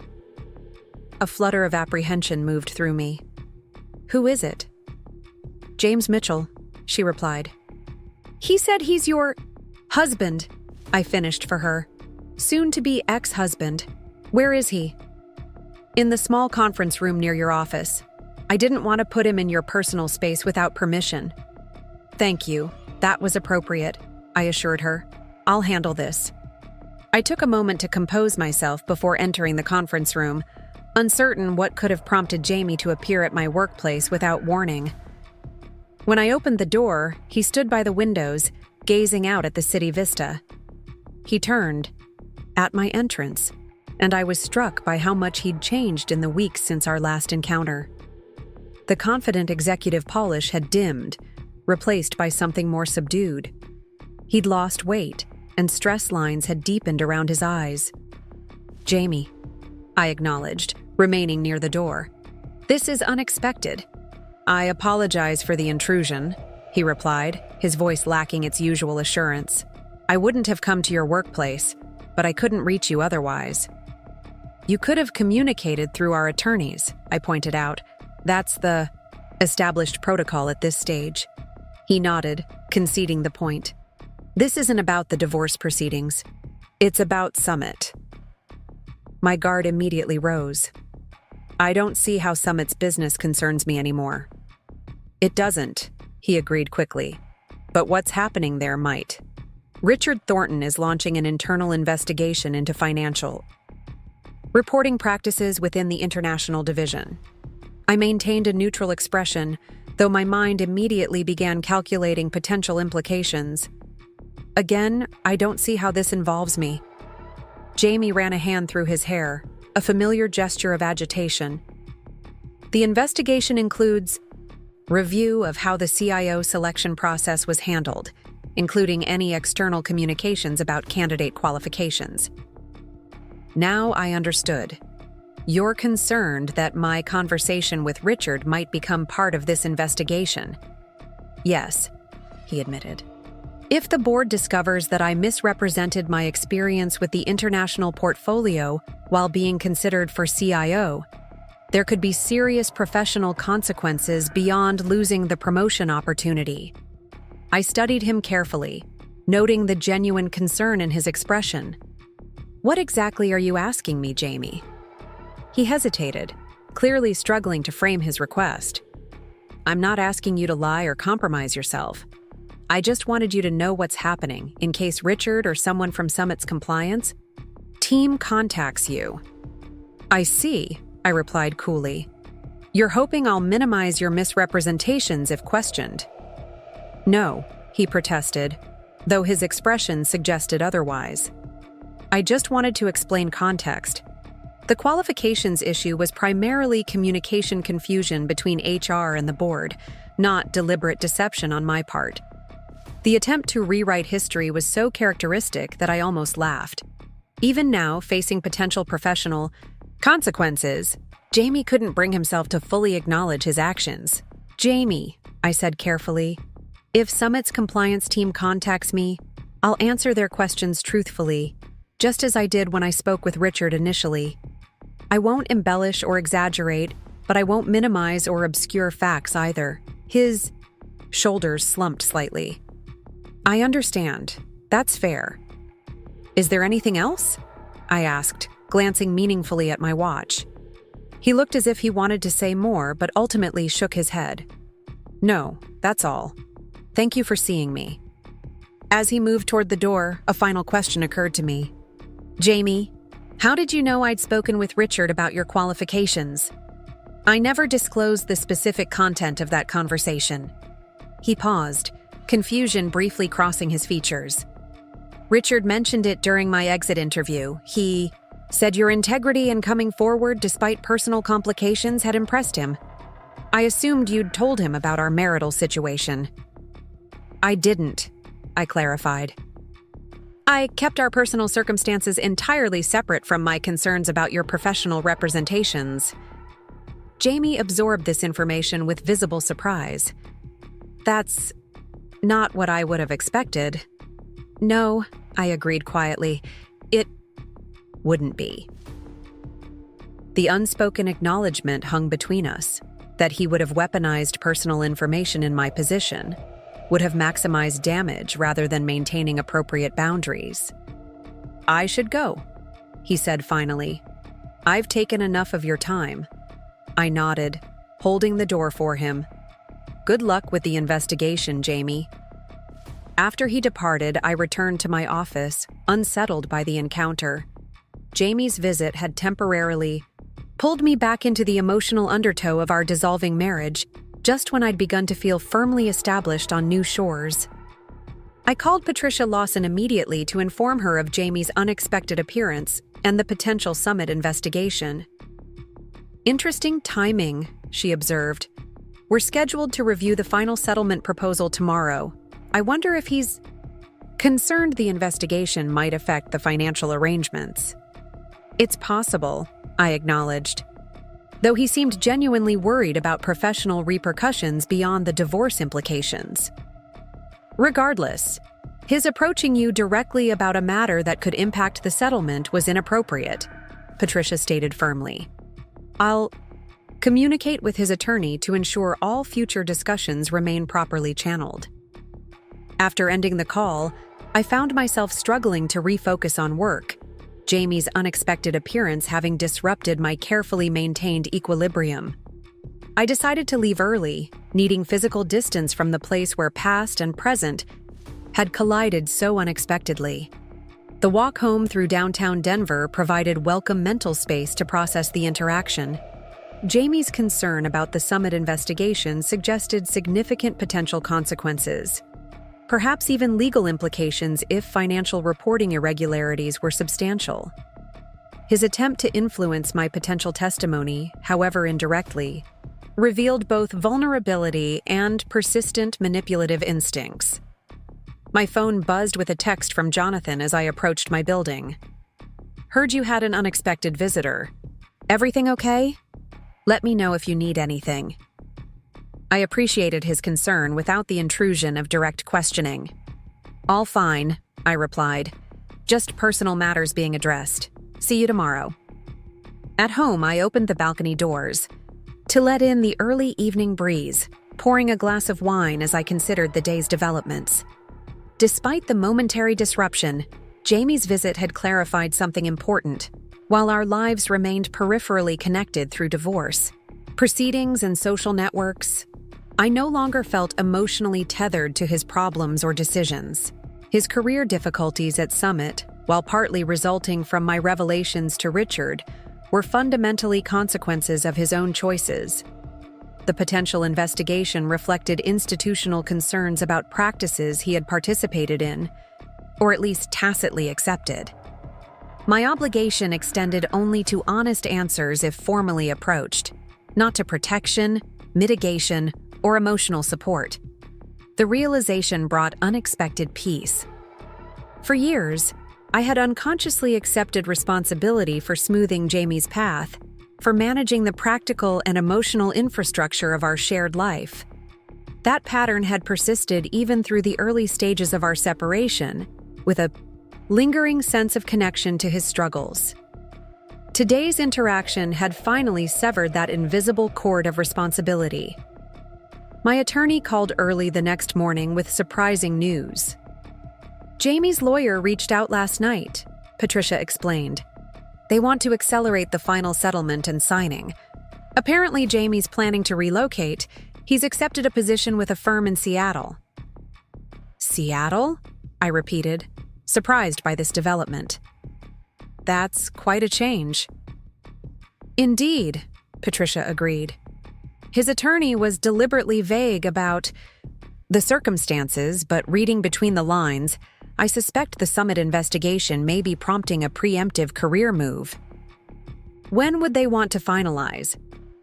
"Next week, if possible. They've accepted all our proposed terms without further negotiation. Frankly, it's the most cooperative they've been throughout the process."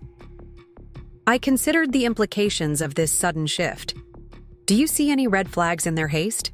"None in the legal documentation," Patricia assured me. "The settlement remains equitable, with clean division of assets as we outlined. The accelerated timeline actually works in your favor. Less time for complicated emotions or second thoughts." to interfere with rational decisions. Then let's proceed, I decided. The sooner this chapter closes, the better for everyone. The following week brought a flurry of activity: final settlement documents to review, asset division paperwork to sign, and the culmination of 3 months of untangling 9 years of marriage. The process proved anticlimactic, with Jamie participating, through his attorney rather than in person. His signature on the final divorce decree arrived via courier, a fitting end to a relationship that had ultimately prioritized convenience over genuine connection. That same week, Capital Trust launched the first campaign under my new marketing strategy. The response exceeded even our optimistic projections, with significant increases in both client inquiries and advisor engagement. The messaging resonates because it's authentic, Jonathan observed during our review meeting. You've managed to articulate what we actually deliver, not just financial products, but the freedom to pursue what matters most to our clients. Authenticity is undervalued in financial marketing, I replied. Most firms focus on technical superiority or exclusive access, but people make investment decisions based on trust and alignment with personal values. Jonathan nodded thoughtfully. Speaking of trust, there's something I'd like to discuss with you after the quarterly planning session this afternoon. My office, around 4? His tone suggested something beyond routine business, raising my curiosity. Of course, I'll be there. The quarterly planning session occupied most of the day, with division heads presenting their strategic objectives and resource requirements for the coming months. My presentation on the wealth management marketing roadmap received enthusiastic support, particularly from the investment strategy team, whose complex products were now being communicated with compelling clarity. At 4, I arrived at Jonathan's corner office to find him gazing out at the mountains, expression contemplative. He turned at my knock, gesturing toward the sitting area rather than the more formal conference table. "Thank you for making time," he began once we were settled. "What I need to discuss falls somewhere between professional and personal territory, so please stop me if I overstep any boundaries." My curiosity intensified. "That's an intriguing preamble." Jonathan smiled briefly before continuing. "I've been approached by Summit Financial's board about their CEO position. Richard Thornton is taking early retirement following their internal investigation." The news stunned me. Richard is leaving? The investigation must have revealed significant issues. Substantial enough that the board is seeking external leadership to restore institutional integrity and market confidence, Jonathan confirmed. They specifically mentioned wanting someone with a reputation for ethical leadership and strategic vision. "That's certainly you," I acknowledged, processing the implications of this development. "Congratulations on being considered." "I haven't accepted," he clarified, "or even decided whether to seriously consider it. That's partly why I wanted to speak with you." "With me?" I asked, genuinely puzzled. "I'm not following." Jonathan leaned forward slightly. "Your history with Summit, both through your former husband and your direct interaction with Richard regarding qualification concerns, creates a potentially complicated dynamic if I were to consider this position. I wanted to discuss it with you before making any decision." His consideration surprised and impressed me. "Jonathan, while I appreciate your sensitivity, my personal history with Summit shouldn't influence your professional decisions. If the CEO position represents an opportunity you're interested in pursuing, you should evaluate it on its merits." "In principle, I agree," he replied, "but in practice, we've developed an effective professional partnership here that I value highly. Taking the Summit position would mean leaving Capital Trust and this working relationship at a pivotal moment in the wealth management division's development." The implication that my presence at Capital Trust factored into his career considerations caught me off guard. "The marketing strategy is well established now," I pointed out. "The team could implement it effectively under different leadership." "Perhaps," Jonathan acknowledged, "but your vision and execution have been exceptional. More importantly, He hesitated briefly. I've come to value our collaboration beyond its business impacts. I wouldn't want to disrupt that without careful consideration.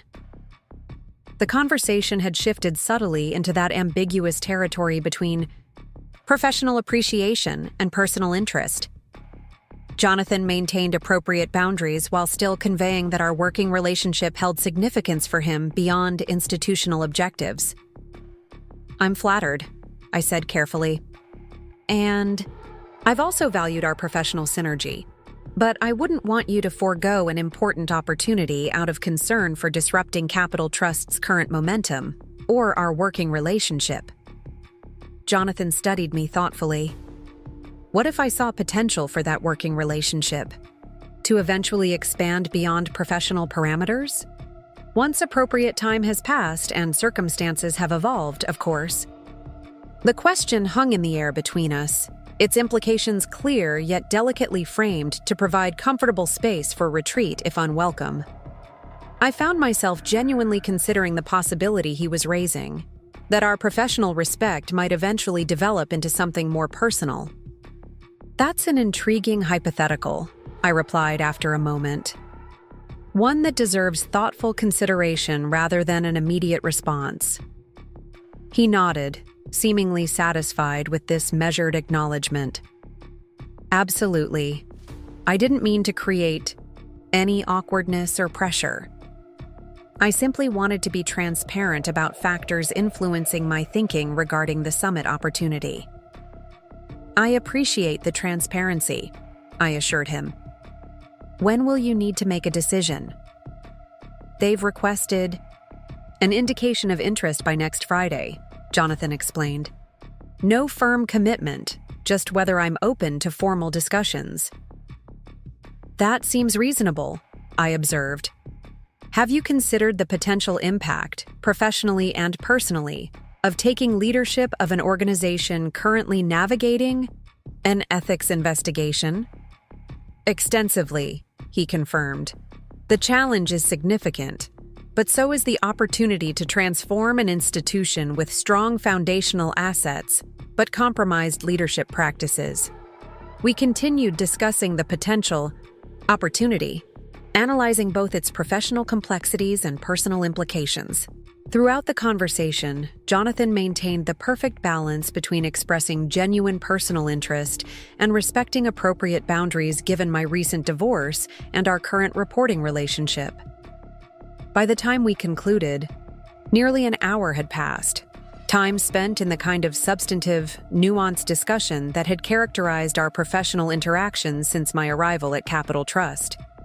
Whether Jonathan ultimately pursued the summit opportunity or not, the conversation had established an important foundation of mutual respect and authentic communication.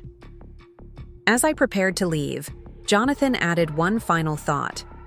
Whatever decision I make about Summit, I want you to know that I consider bringing you to Capital Trust one of my most successful executive decisions. Your impact here has been transformative. Thank you, I replied sincerely. It's been exactly the professional environment I needed during a personally challenging transition. Walking back to my office, I found myself considering possibilities I hadn't previously allowed into conscious thought. That my post-divorce life might eventually include not just professional fulfillment and personal independence, but perhaps a relationship founded on genuine partnership and mutual respect. Not immediately. Not while emotional landscapes remained complex and professional boundaries required respect. But someday. The prospect felt simultaneously distant and intriguing. Later that evening, as I prepared dinner in my now fully furnished condominium, my phone buzzed with a news alert. Summit Financial announces CEO Richard Thornton's retirement amid internal investigation. The official announcement confirmed Jonathan's information while carefully managing institutional messaging. Richard's retirement was framed as a planned transition, with only oblique reference to the board's desire for renewed leadership focus on corporate governance and transparency. Reading between the lines, I suspected the investigation had revealed significant issues beyond Jamie's qualification misrepresentations. systemic problems that had likely festered under leadership, willing to prioritize appearances over substance. The parallels to my marriage were not lost on me. My phone rang moments later, Zoe undoubtedly calling about the news. "Have you seen the announcement?" she asked immediately.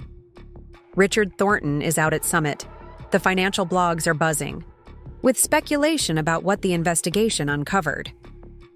"I just saw the official release," I confirmed, though I had advance information.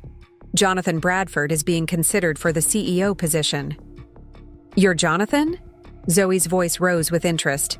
"That's huge and complicated given your history with Summit." "He's not my Jonathan," I corrected automatically. "And yes, it's an interesting development. He actually consulted me about whether my personal history with Summit would create awkwardness if he pursued the opportunity."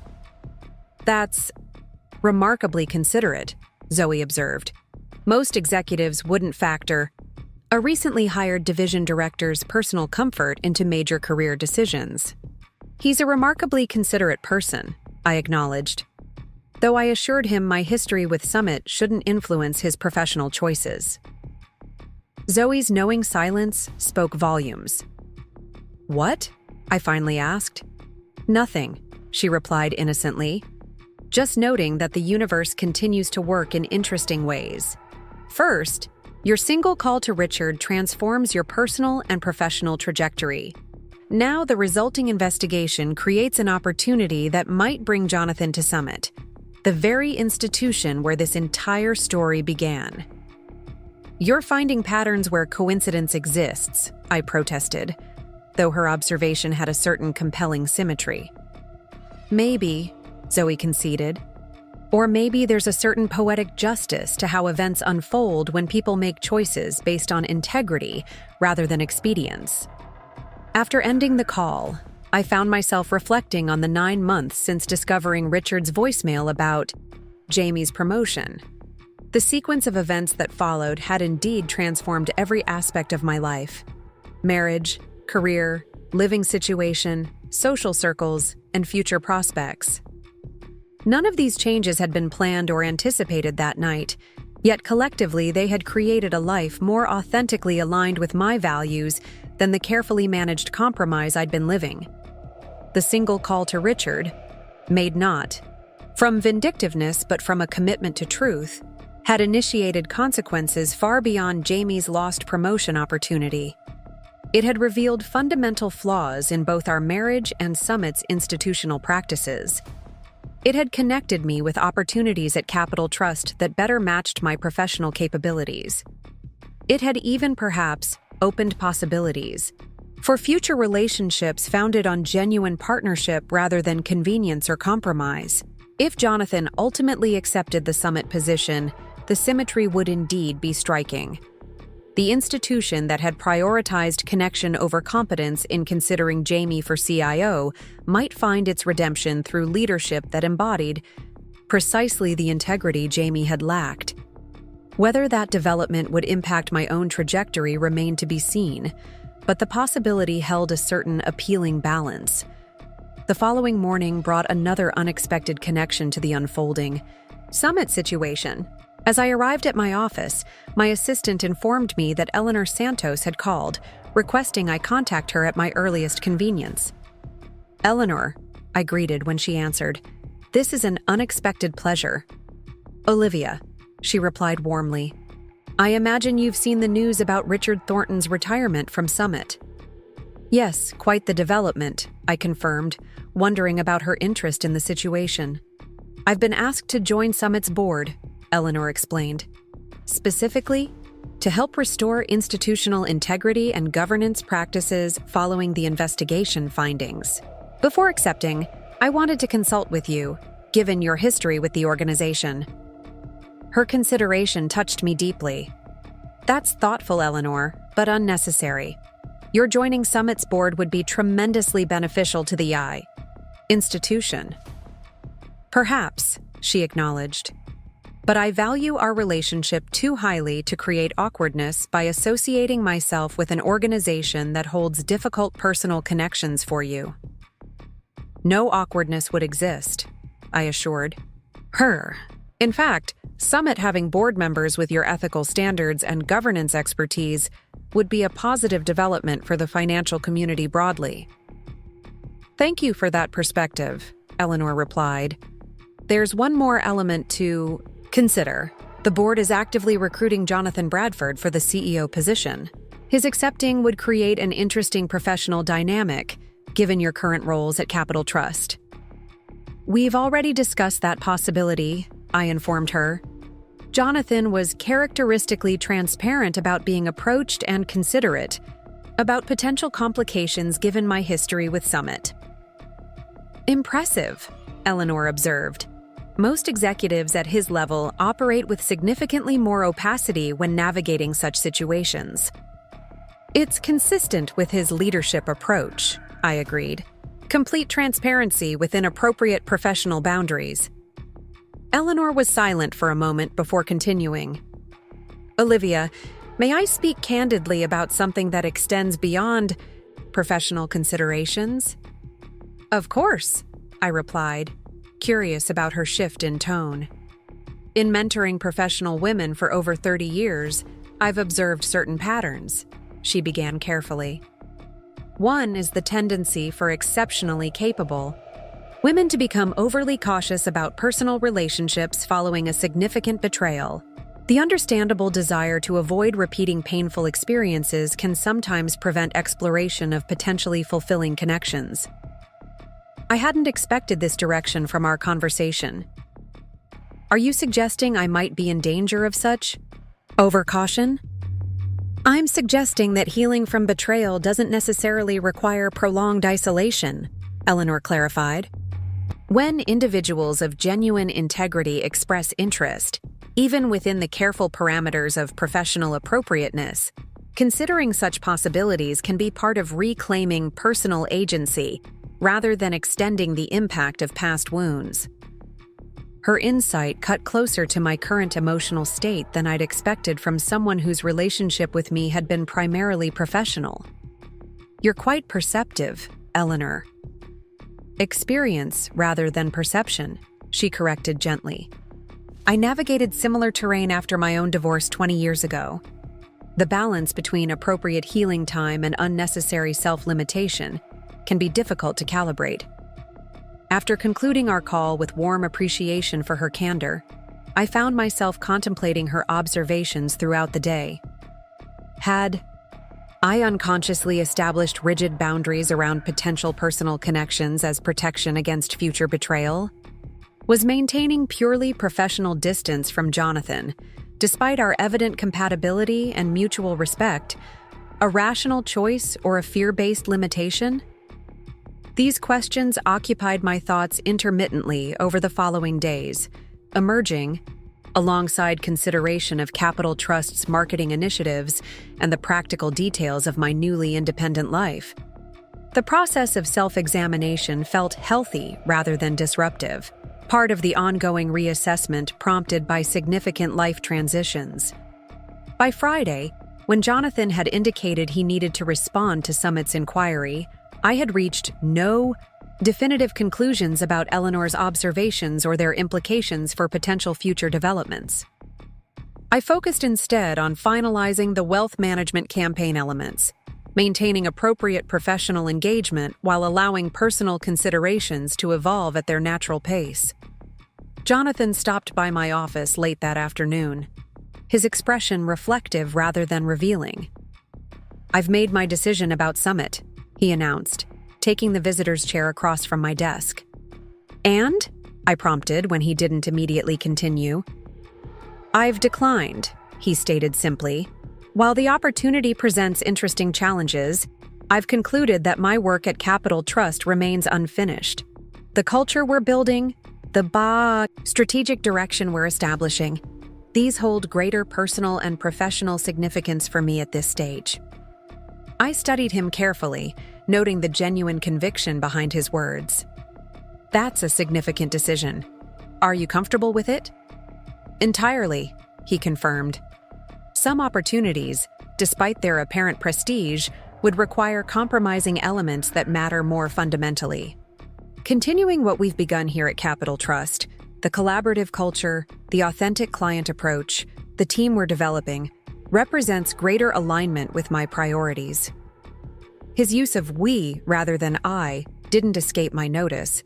The subtle acknowledgement that our professional partnership factored into his decision without directly invoking the more personal considerations he had previously referenced.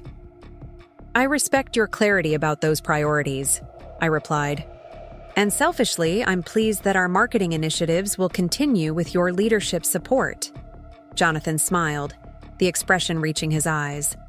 "I was hoping you might see it that way. In fact, I'd like to discuss expanding your role to include oversight of our private banking marketing as well as wealth management. The approaches you've developed could transform that division similarly." The conversation shifted to professional territory, discussing the potential expanded responsibilities and strategic alignment between divisions. Throughout, the unspoken subtext remained that Jonathan's decision reflected valuation of our working relationship among other factors, and that future possibilities remained open without pressure or expectation.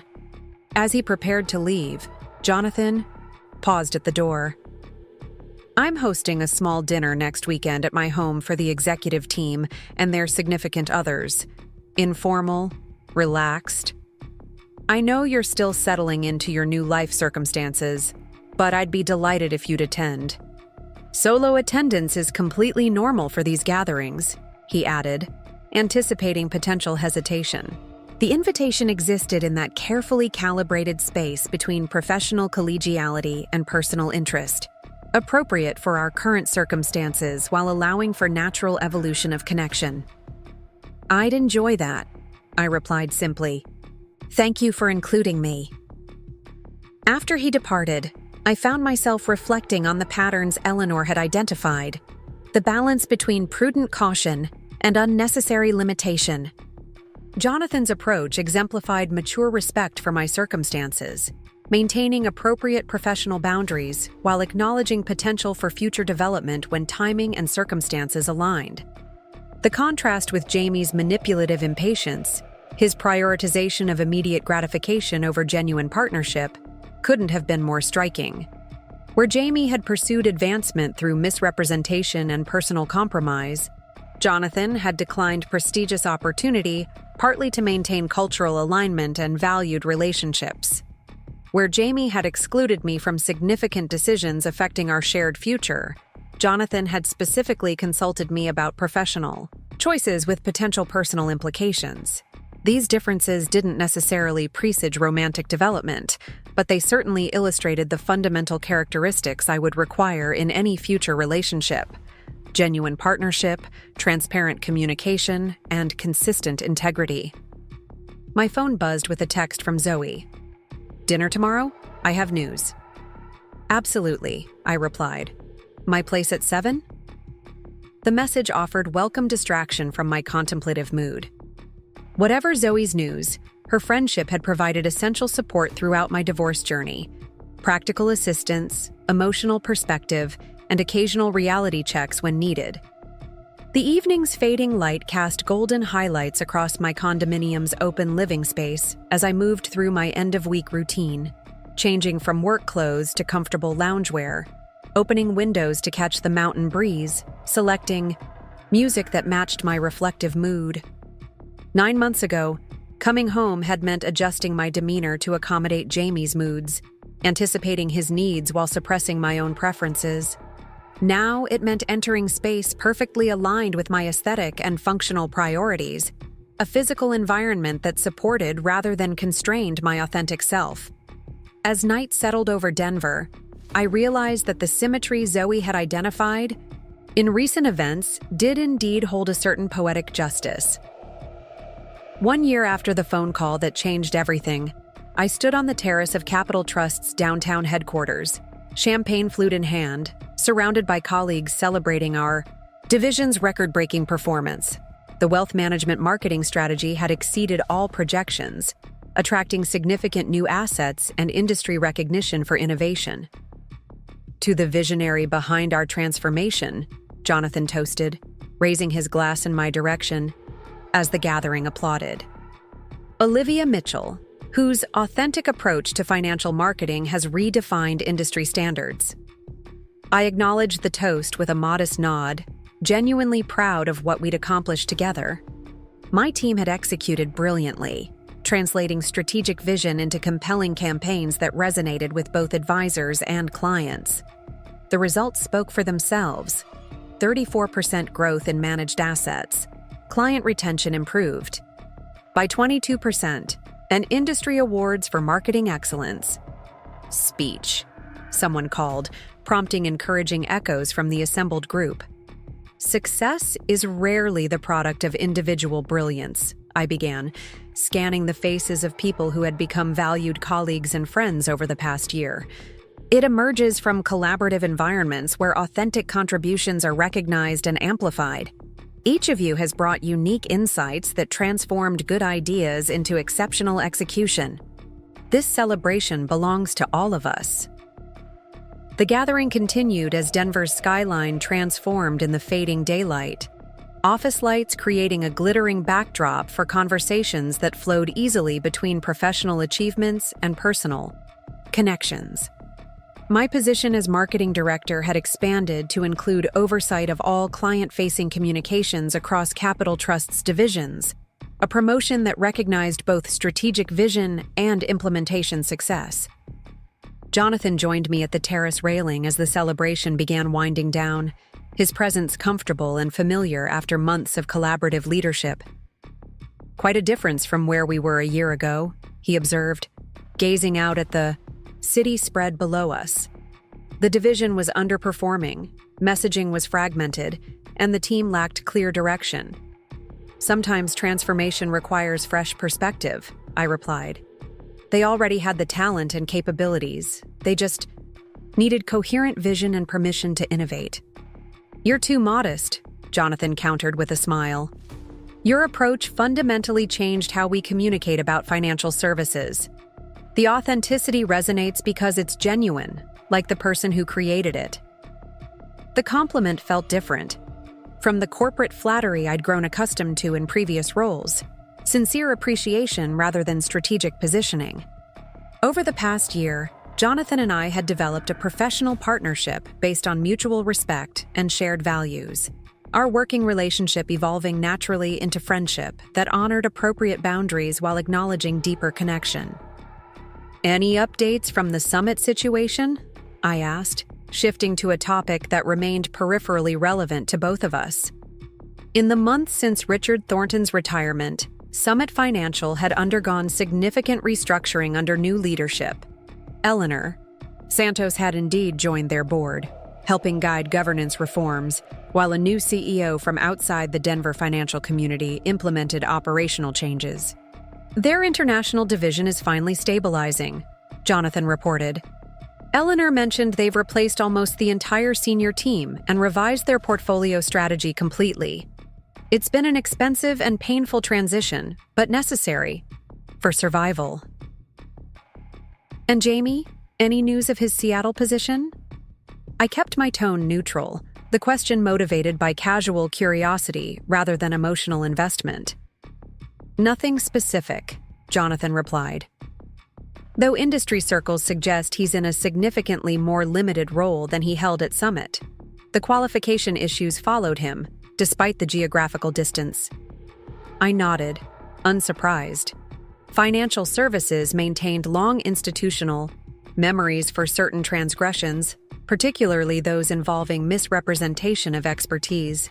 Jamie's career would likely never fully recover from the consequences of choices made during his advancement pursuit at Summit.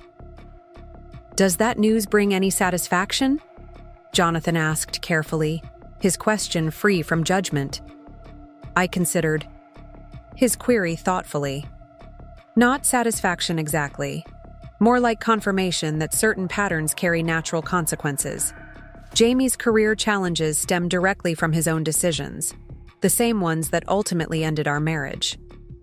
"A perspective that reflects remarkable emotional health," Jonathan observed.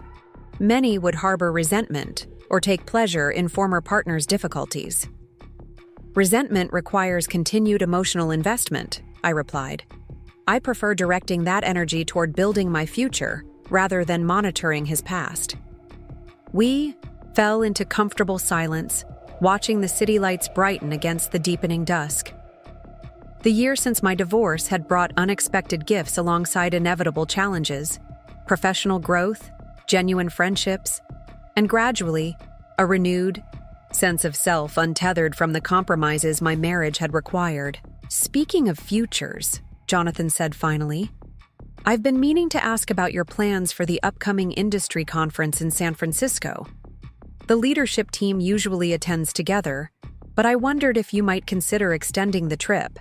Perhaps exploring Northern California afterward. The coastline north of the city is spectacular in early spring."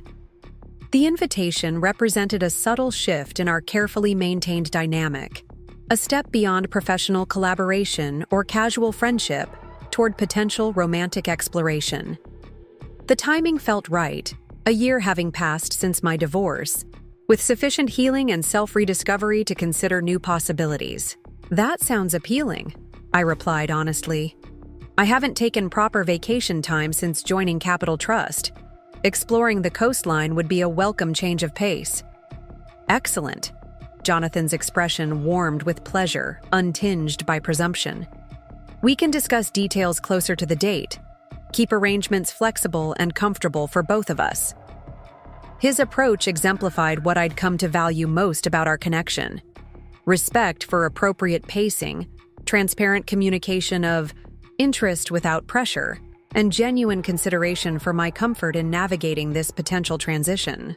Where Jamie had always prioritized his preferences while expecting accommodation, Jonathan consistently demonstrated partnership in even minor decisions. As the celebration concluded and colleagues began departing, Melissa Chen approached with barely contained excitement.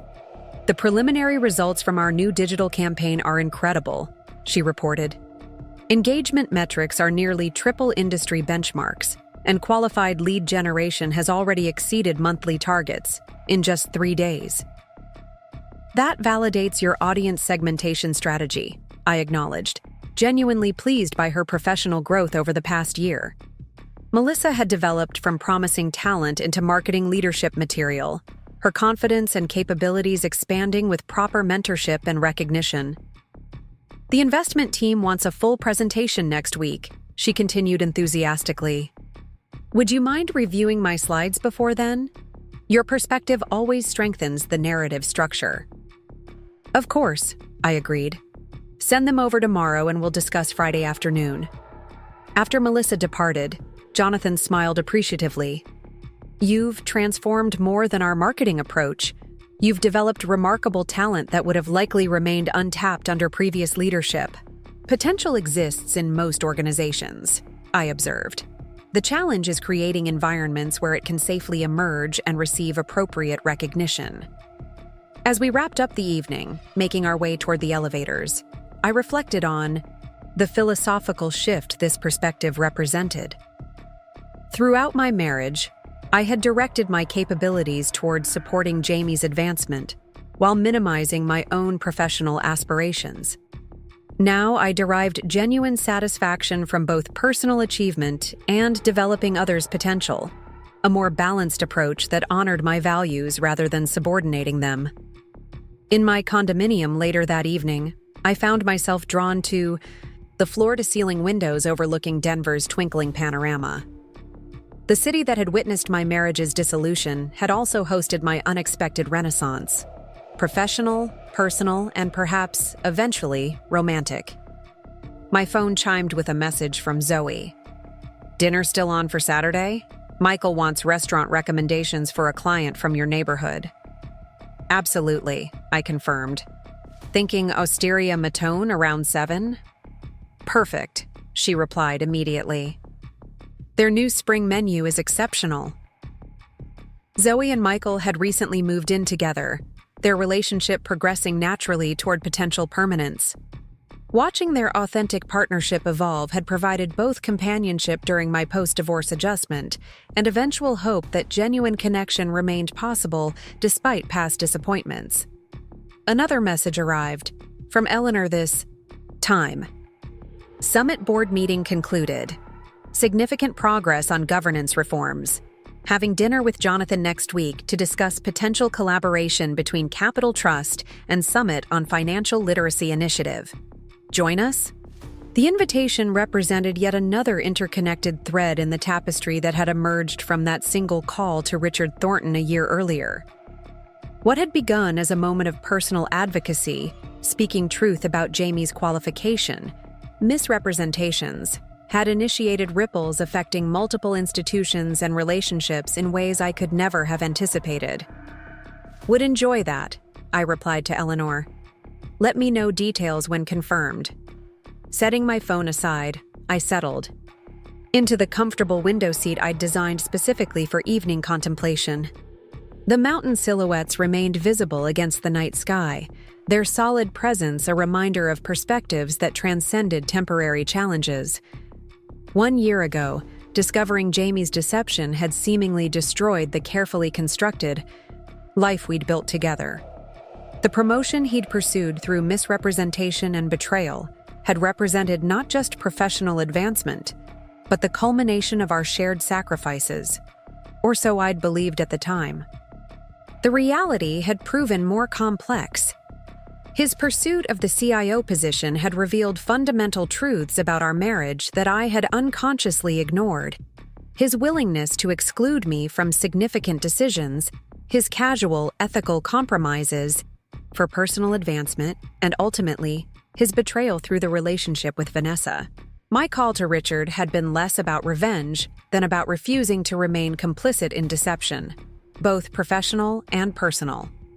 The consequences that followed hadn't been consciously orchestrated, but instead represented natural outcomes of bringing truth to situations built on misrepresentation. Jamie's lost promotion, the subsequent investigation into Summit's practices, Richard's eventual retirement, and the institutional reforms that followed, none had been my explicit goal when making that call. I had simply refused to participate in perpetuating a false narrative, whether about Jamie's qualifications or about the health of our marriage. The perfect revenge hadn't been orchestrated destruction of Jamie's career aspirations, but rather my reclamation of authentic self, professional capabilities, personal standards, and unwillingness to compromise integrity for convenience or appearance. My life now reflected values and priorities that had been progressively subordinated throughout our marriage, often so subtly I hadn't recognized their erosion. My new position at Capital Trust allowed full expression of strategic capabilities previously channeled primarily toward supporting Jamie's advancement. My home environment reflected aesthetic and functional preferences without compromise. My social connections had evolved to include people who appreciated authenticity rather than performance, and perhaps most significantly, potential romantic interest had emerged with someone whose approach to relationship explicitly valued partnership rather than dominance. None of these developments had been consciously sought when making that pivotal phone call. They had emerged organically from the fundamental choice to value truth over comforting fiction, in my marriage, in Jamie's professional representations, and ultimately in my understanding of myself. The revenge, if it could be called that, lay not in Jamie's professional setbacks, but in my liberation from patterns that had diminished rather than enhanced my authentic self. His lost promotion had been merely the catalyst for recognizing deeper truths about our relationship and my compromised priorities within it. As Denver's lights shimmered below and stars emerged in the darkening sky above, I felt genuine gratitude for the painful awakening that call had initiated. Without discovering Jamie's deception, both professional and personal, I might have continued indefinitely in a marriage that required progressive surrender of authenticity for harmony. Instead, I had found my way to a life aligned with genuine values and priorities, meaningful work that utilized my full capabilities, relationships founded on mutual respect rather than accommodation, and gradually, the possibility of romantic connection based on authentic partnership rather than convenience or compromise. The perfect revenge hadn't been about destroying Jamie's dreams, but about reclaiming my own. Dreams I had gradually set aside to support his ambitions. Dreams that now formed the foundation of a life more genuinely satisfying than the carefully managed compromise our marriage had become. Tomorrow would bring new marketing challenges at Capital Trust, dinner with Zoe and Michael, preparations for the San Francisco conference, and countless other elements of a life rebuilt from conscious choice rather than passive acceptance. Whatever. Developed with Jonathan, friendship that remained professional, or connection that eventually evolved toward romance, would unfold at a pace that honored authentic development rather than convenience or expectation. The single call that had turned Jamie's dream promotion into my perfect revenge had ultimately delivered something far more valuable than retaliation or vindication. It had catalyzed my return to authentic self, professionally, personally, and relationally. The revenge hadn't been about destroying his future, but about reclaiming my own, about refusing to remain complicit in narratives that diminished rather than enhanced my most genuine expression of self. In that realization lay perfect justice, that speaking truth, however difficult or disruptive, ultimately creates space for authenticity to flourish in ways deception never permits. My revenge hadn't been calculated destruction, but rather deliberate. Creation of a life aligned with values too long subordinated to maintain appearances and accommodate compromised priorities. As night fully descended over Denver, I smiled at the unexpected symmetry. The very qualities Jamie had leveraged for his advancement, my strategic thinking, attention to detail, and commitment to excellence, had ultimately enabled my liberation from patterns that no longer served my authentic development. The perfect revenge, it seemed, was living well, not through spite or retaliation, but through deliberate creation of a life that honored truth rather than convenience, authenticity rather than appearance, and genuine partnership rather than strategic accommodation. Up next, you've got 2 more standout stories right on your screen. If this one hit the mark, you won't want to pass these up. Just click and check them out.